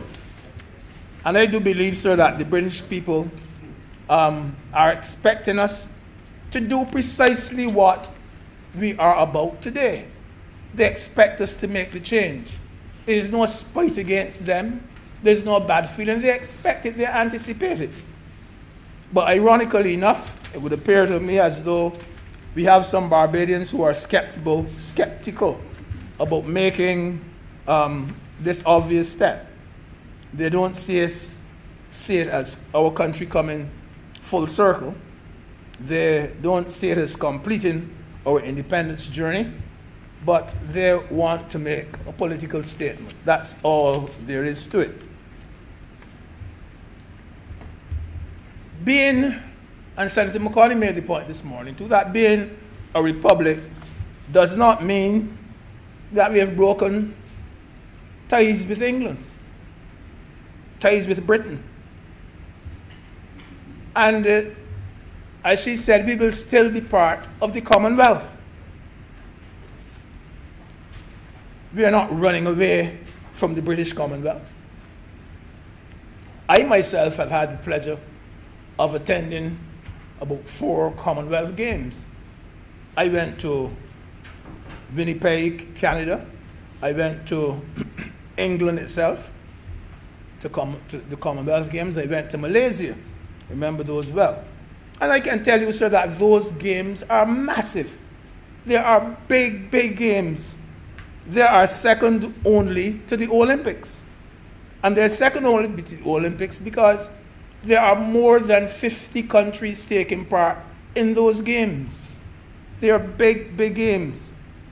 And in those games, many of the countries which are competing, there are countries that are now republics, but they were former colonies of Britain. And there are more than 30 republics and so on there competing at those games. Sir, and the British are, go further, the royal family is always well represented at those games. The one in Malaysia, the one in Canada, they always well represented. And it is not that we are speaking to y'all are republics and we don't, they're always there. And, well, I remember being introduced to Mr. Austin Seeley, introduced me to Prince Andrew. He was the chaperone of him in Malaysia. I met Prince Andrew. I sat 2 away from Prince Hassan at another one. It's right there with you. So it's not that, you know, you're running away from them and so forth. The other argument I'm hearing from 1 or 2 people is that tourism is going to suffer. Let me tell you all something. The British people do not come here to see the Governor General.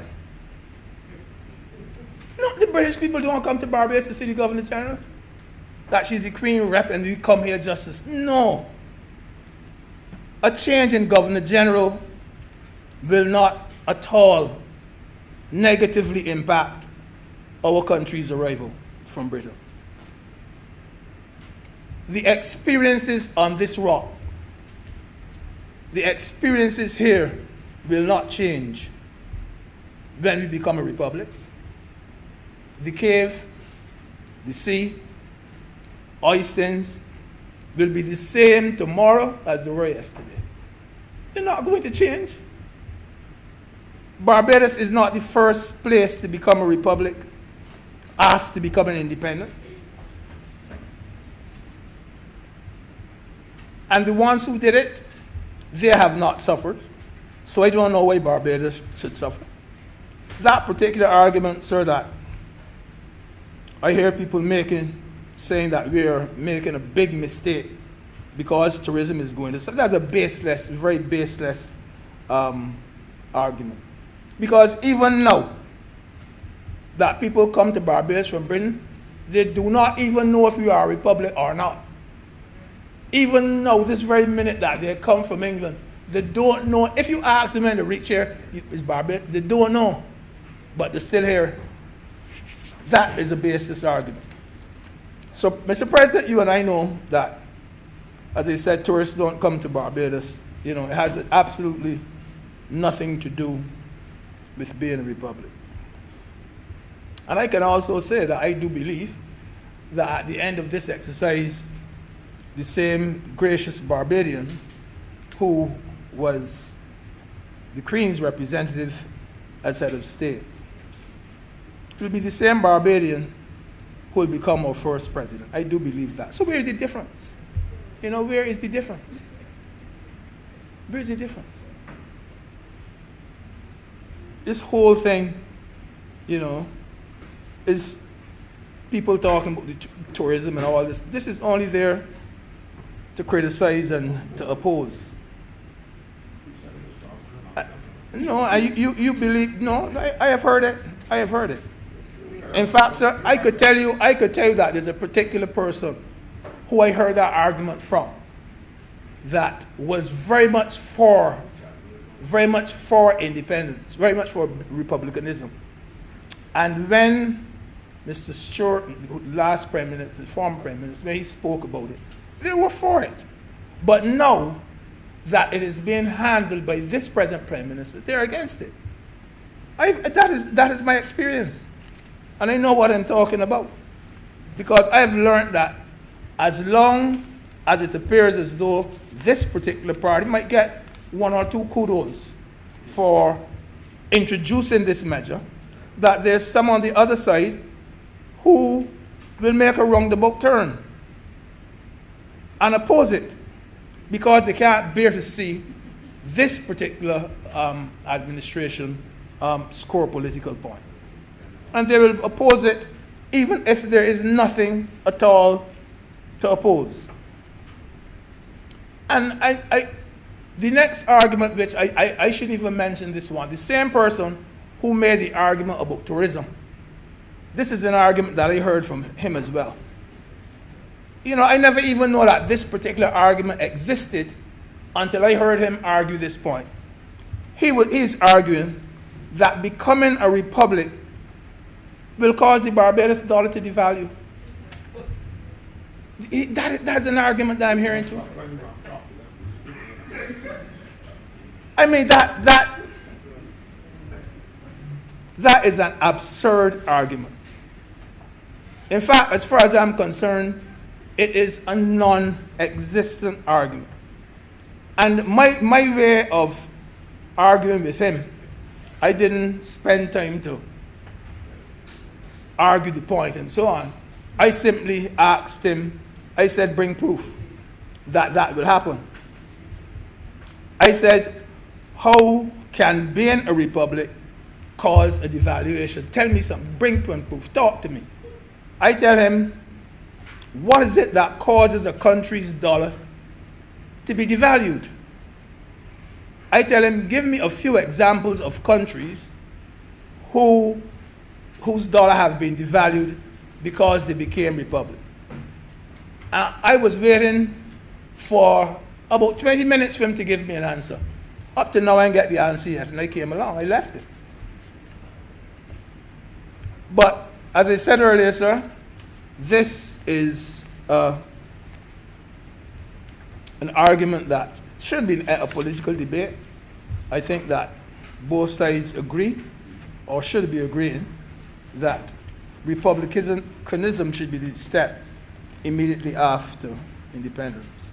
The office of head of state, which was out of the reach of Barbadians, that has drawn a bit closer to us now, that office. A Barbadian can be head of state by birth, it says in the bill, or by descent. One thing I noticed there, though, is that no sitting member of the Senate or the House of Assembly can be immediately the president, because there has to be a cooling off period of 6 months, as the legislation says, from active politics. And no, before it becomes a reality. And the truth is, when I was thinking about it, I said, I believe the reason is that, you may have someone who has made a raw political statement just a few days ago or something, and it wouldn't cut such a good show if that same, in fact, at one stage it was saying, like, would feel more comfortable with a year rather than 6 months. But I understand the point why they are making. But Mr. President, I think I've said a lot, and I want to assure Barbadians once again that they can feel very, very comfortable in the legal process which is being done for us to reach this where we have it. I'm obliged to you, sir. Thank you very much, Senator Greenwich. Senator Cummins. Thank you very much, Mr. President.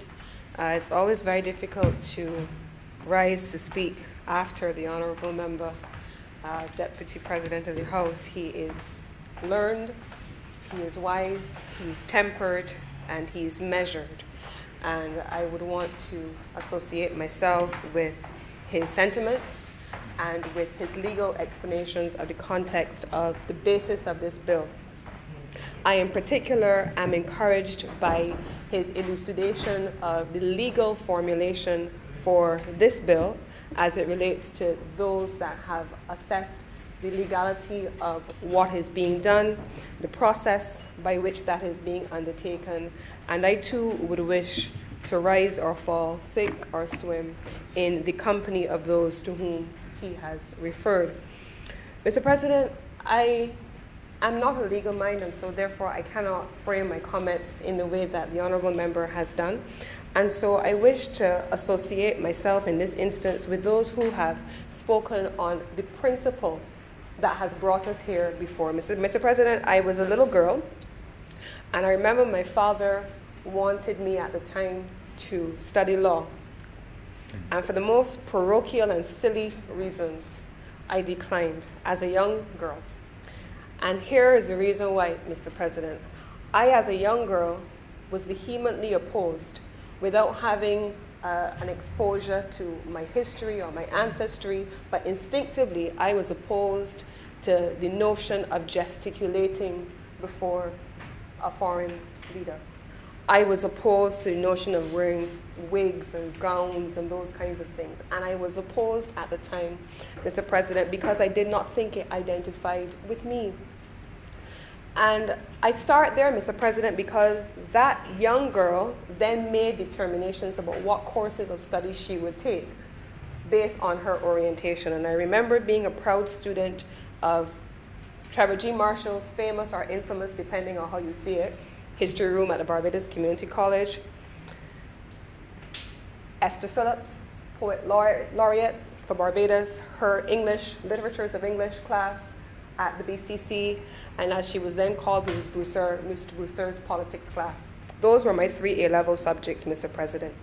And I'm going to go back there in order to frame the context for my argument. And I'm going to start, first of all, with a writer who was introduced to me at the time. He became one of my subsequent favorite writers, Ngugi wa Thiong'o. And many people know him for his seminal work, A Grain of Wheat.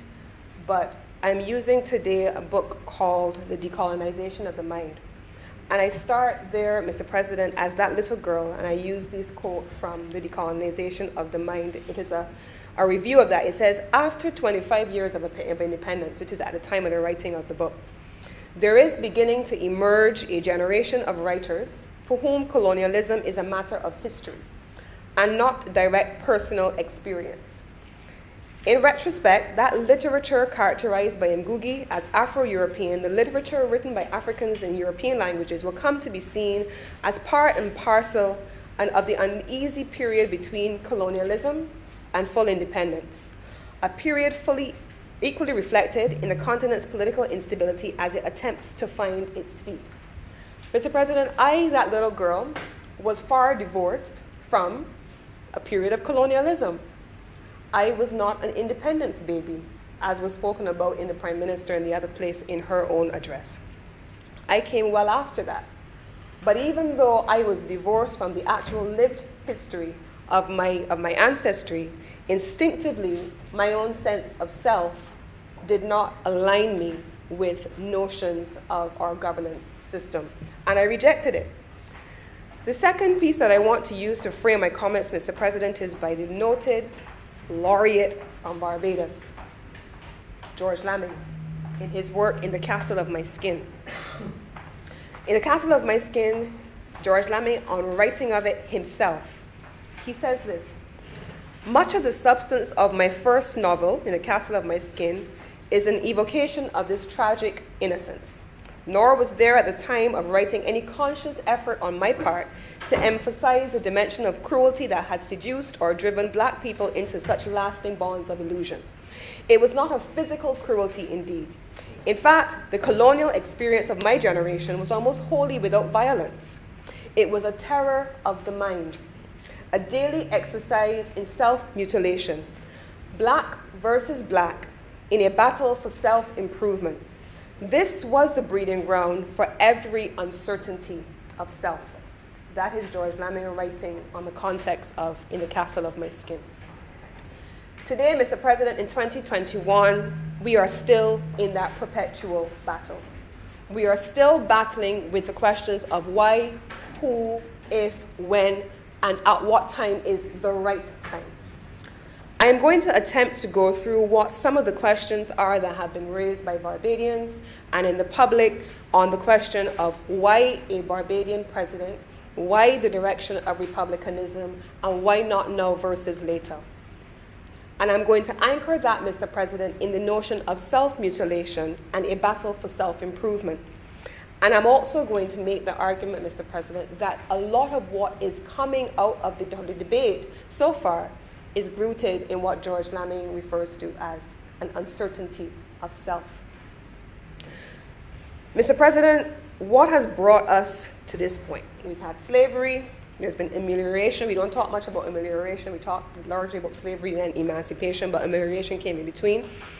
We then have independence, and in the post-independence period, we have now what we have evolved. I think the Honourable Member, when he spoke about the optimum time for republicanism having been in the 1970s, we are well beyond there, and we're still now having this conversation. The Ford Commission, which did its work in the latter part of the 1990s, made it very clear what the public of Barbados felt and what those who were consulted felt about the process of self-governance. We are now in 2020 awaiting the results of a number of bodies of work that are being done for the first time in decades. Those bodies of work include the report of the Thorne Commission, which speak about local governance. They include the work, Mr. President, of the upcoming Constitutional Commission, which we know is going to be chaired, which will begin in January. And they also will speak for the first time on parliamentary reform. What is our image of ourselves? What is our self-identity? And about what are we uncertain? What were the issues of the day, Mr. President, as we navigated the journey from slavery through independence and post-colonialism and post-independence? The primary issues then, Mr. President, were human conditions, living standards, human development, housing, education, the provision of adequate and efficient social services, inclusion versus exclusion, integration, and ultimately, what is our place in the world? Mr. President, those are still issues that we're navigating today. Many of us are still navigating how we see ourselves as a result of that socialization over our history, and how we make decisions today. Mr. President, when we have a conversation today about living conditions, there are still too many Barbadians who are living in conditions that are beneath what we expect. And as an administration, that is why you have the Minister with responsibility for housing having to take significant responsibility for ensuring that people are able to live with dignity. Because there has to be that certainty of self among the governed in 2021. There is no time better than now, Mr. President, to bring ourselves to a stage of being and living and existing and governing where we are looking after the salient issues of the day and allowing our people to evolve over time from where they began. Education, Mr. President, we know that that's a bugbear for me. Before I was in a member of this place, I've said publicly on a more one-on-one occasion that our education system needs to be completely collapsed and started reformed again. I make no apologies for saying that. Why do I say that, Mr. President? The system historically, as it was before, was designed to alienate a few and alienate many and empower a few. Mr. President, the system as it was designed created leadership, the leader class, the servant class, and in some instances, the unemployed class. We're still dealing with those issues today, and this administration has given a clear signal that for the first time equally in decades, this is something that we are dealing with. It has not been dealt with before. Much like so many other issues, including the very question of republicanism. Education is something that this administration is not delaying for later. We have to do it now because all of these issues, pandemic or pandemic not, still affect the evolution of a people from where they started, Mr. President.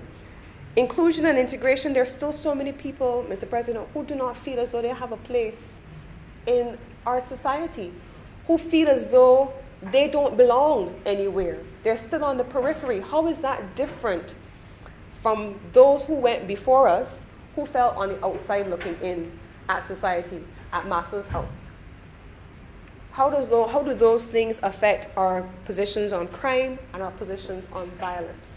How do we tie social services and social inclusion to the issues of exclusion, crime, violence, and deviant behavior? Those are issues now, Mr. President, that have always been issues from before, and they're being dealt with by this administration because the urgency of now is here. Mr. President, we ultimately have also had to deal with who we are in the world. And that is where I come to the legacy of Earl Walton Barrow, the father of our independence. Each time I hear reference to Earl Walton Barrow, I hear a couple of catchphrases. Friends of all, satellites of none. Absolutely true. What is your mirror image? Absolutely true. But I suggest and I recommend it as compulsory reading for every person who is genuinely committed to national development to read the speech in its entirety. If you read Earl Walton Barrow's mirror image speech in its entirety, it is something that was relevant then, and you're realizing that the salient issues of the day then are still the salient issues of the day now. And I'm going to read for a moment from that speech, just to bring it into context. Mr. President, he said, there's another small country, which is run by a friend of mine. That country has 210 square miles. It is 40 square miles bigger than Barbados. If you took the parish of St. Philip, Mr. Deputy Speaker, and put it right in the curve by Bathsheba, that would be the size of the country of Singapore. And we hear a lot about the Singapore example even in here, Mr. President. But Earl Walton Barrow spoke about it in his mirror image speech. And he said, but you know the difference between Barbados and that country? Barbados has 250,000 people. You know how many more more people Singapore has on 40 more square miles? Over 2.5 million on an island just a little larger than Barbados. And he went on to say, they don't have sugar plantations. They don't have enough land to plant more than a few orchids on it, but it is one of the orchid centers of the world.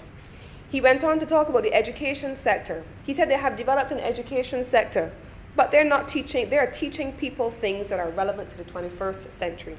They're not teaching people how to weed by the road.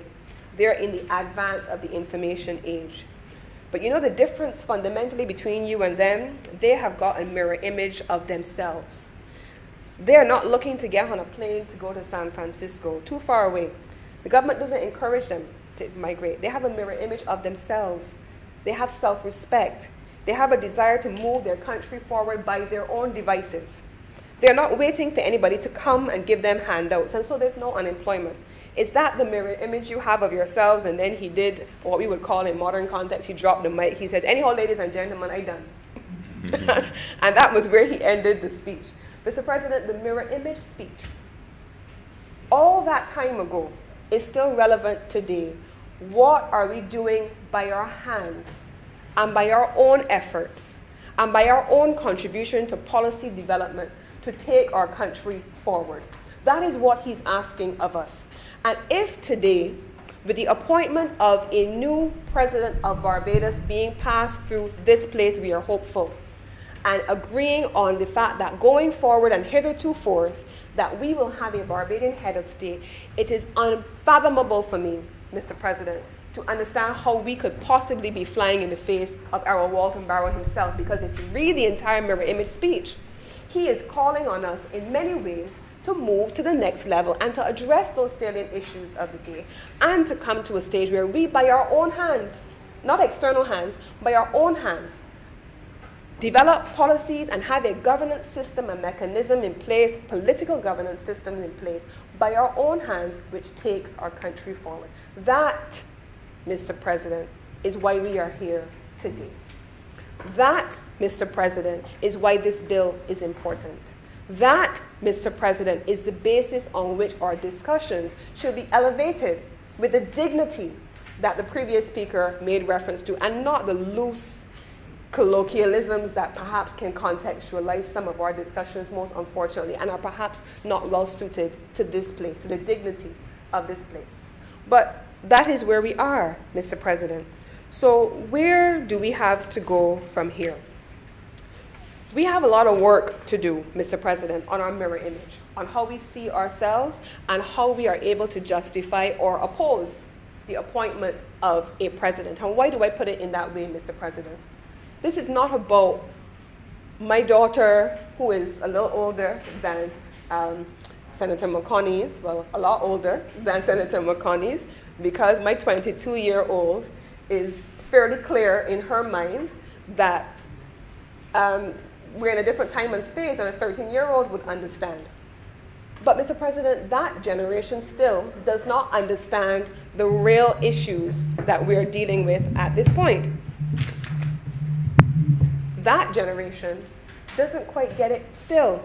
But that's not who we're dealing with, Mr. President. A lot of times when we hear this conversation, we have rightfully the ambition that young girls and young boys in the future are in a position to say, I want to be the head of state.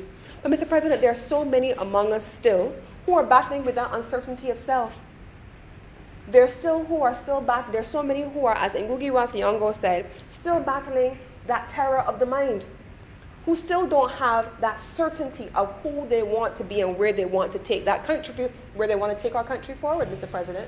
So before we get to our young people who will come later, there has to be a considerable process of education, re-education, socialization, and re-socialization of the people among us now whose voices are being given agency by way of a microphone, who are not adding value to the conversation or to the elevation of those who have the ability to make decisions and who are contributing to the conversation now, but in fact are contributing to the opposite and are taking us back into an era where we ought to have evolved from now, by now. We have an era of social media, Mr. President, where people don't have to have merit in what they're saying.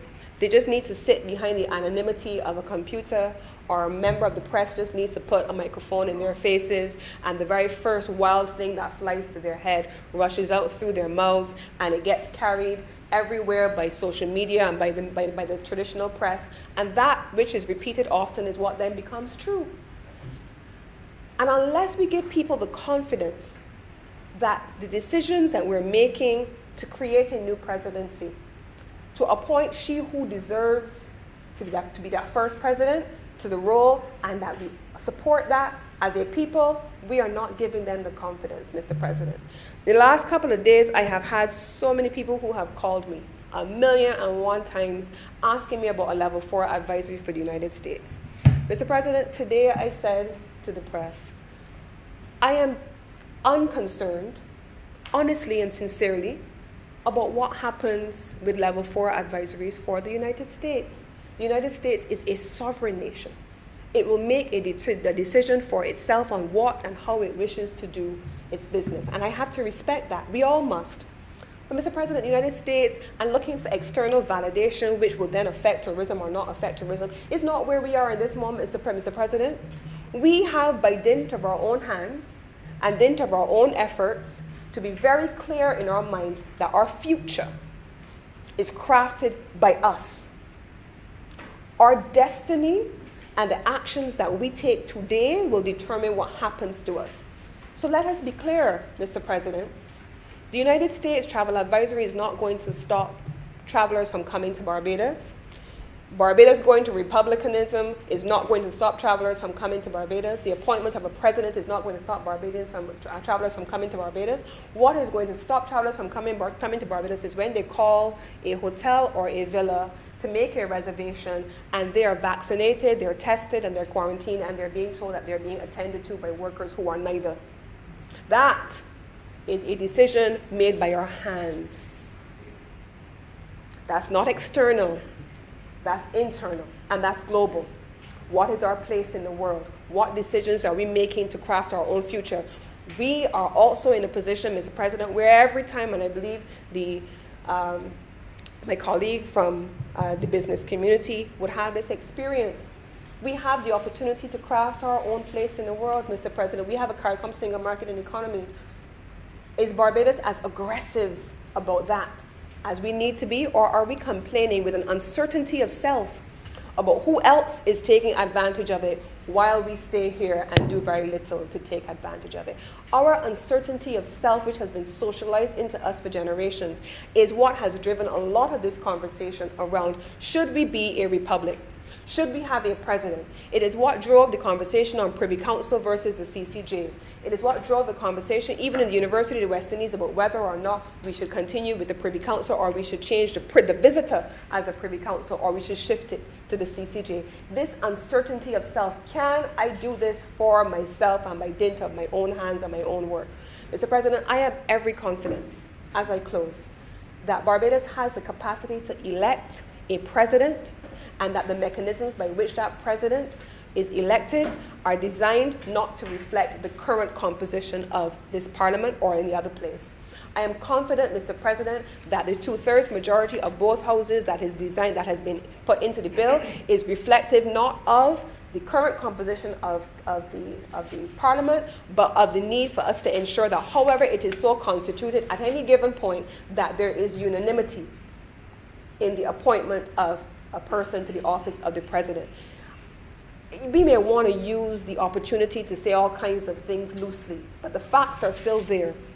There's no way that the entire parliament, the entire Senate, or the entire House can pass any bill without a 2/3 majority and including all sides. It is not possible, Mr. President. The government does not have the ability, even with a majority as it has now, to pass anything through the Houses of Parliament without the support of others. That is a misleading and an unfortunate misrepresentation of the facts and what is in the bill, Mr. President.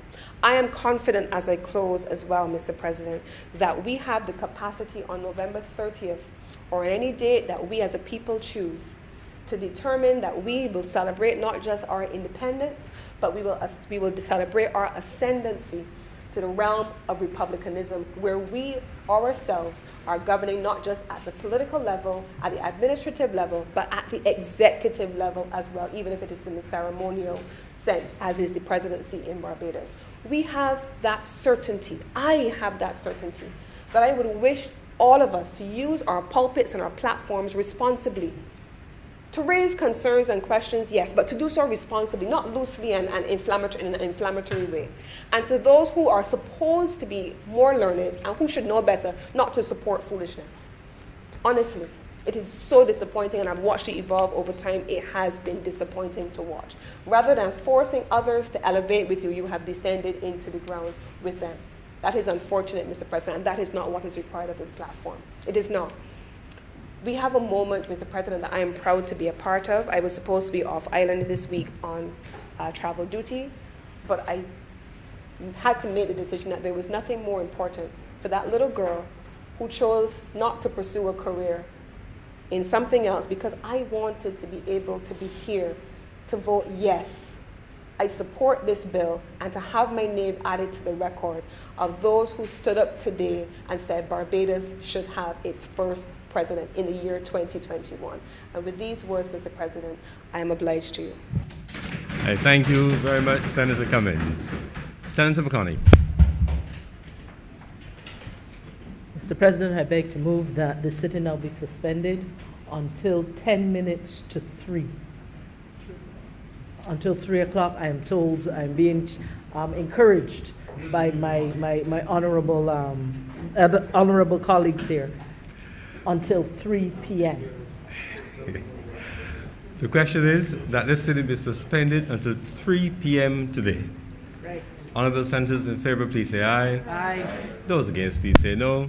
Who thinks the ayes have it? The sitting stands suspended until 3 p.m. today.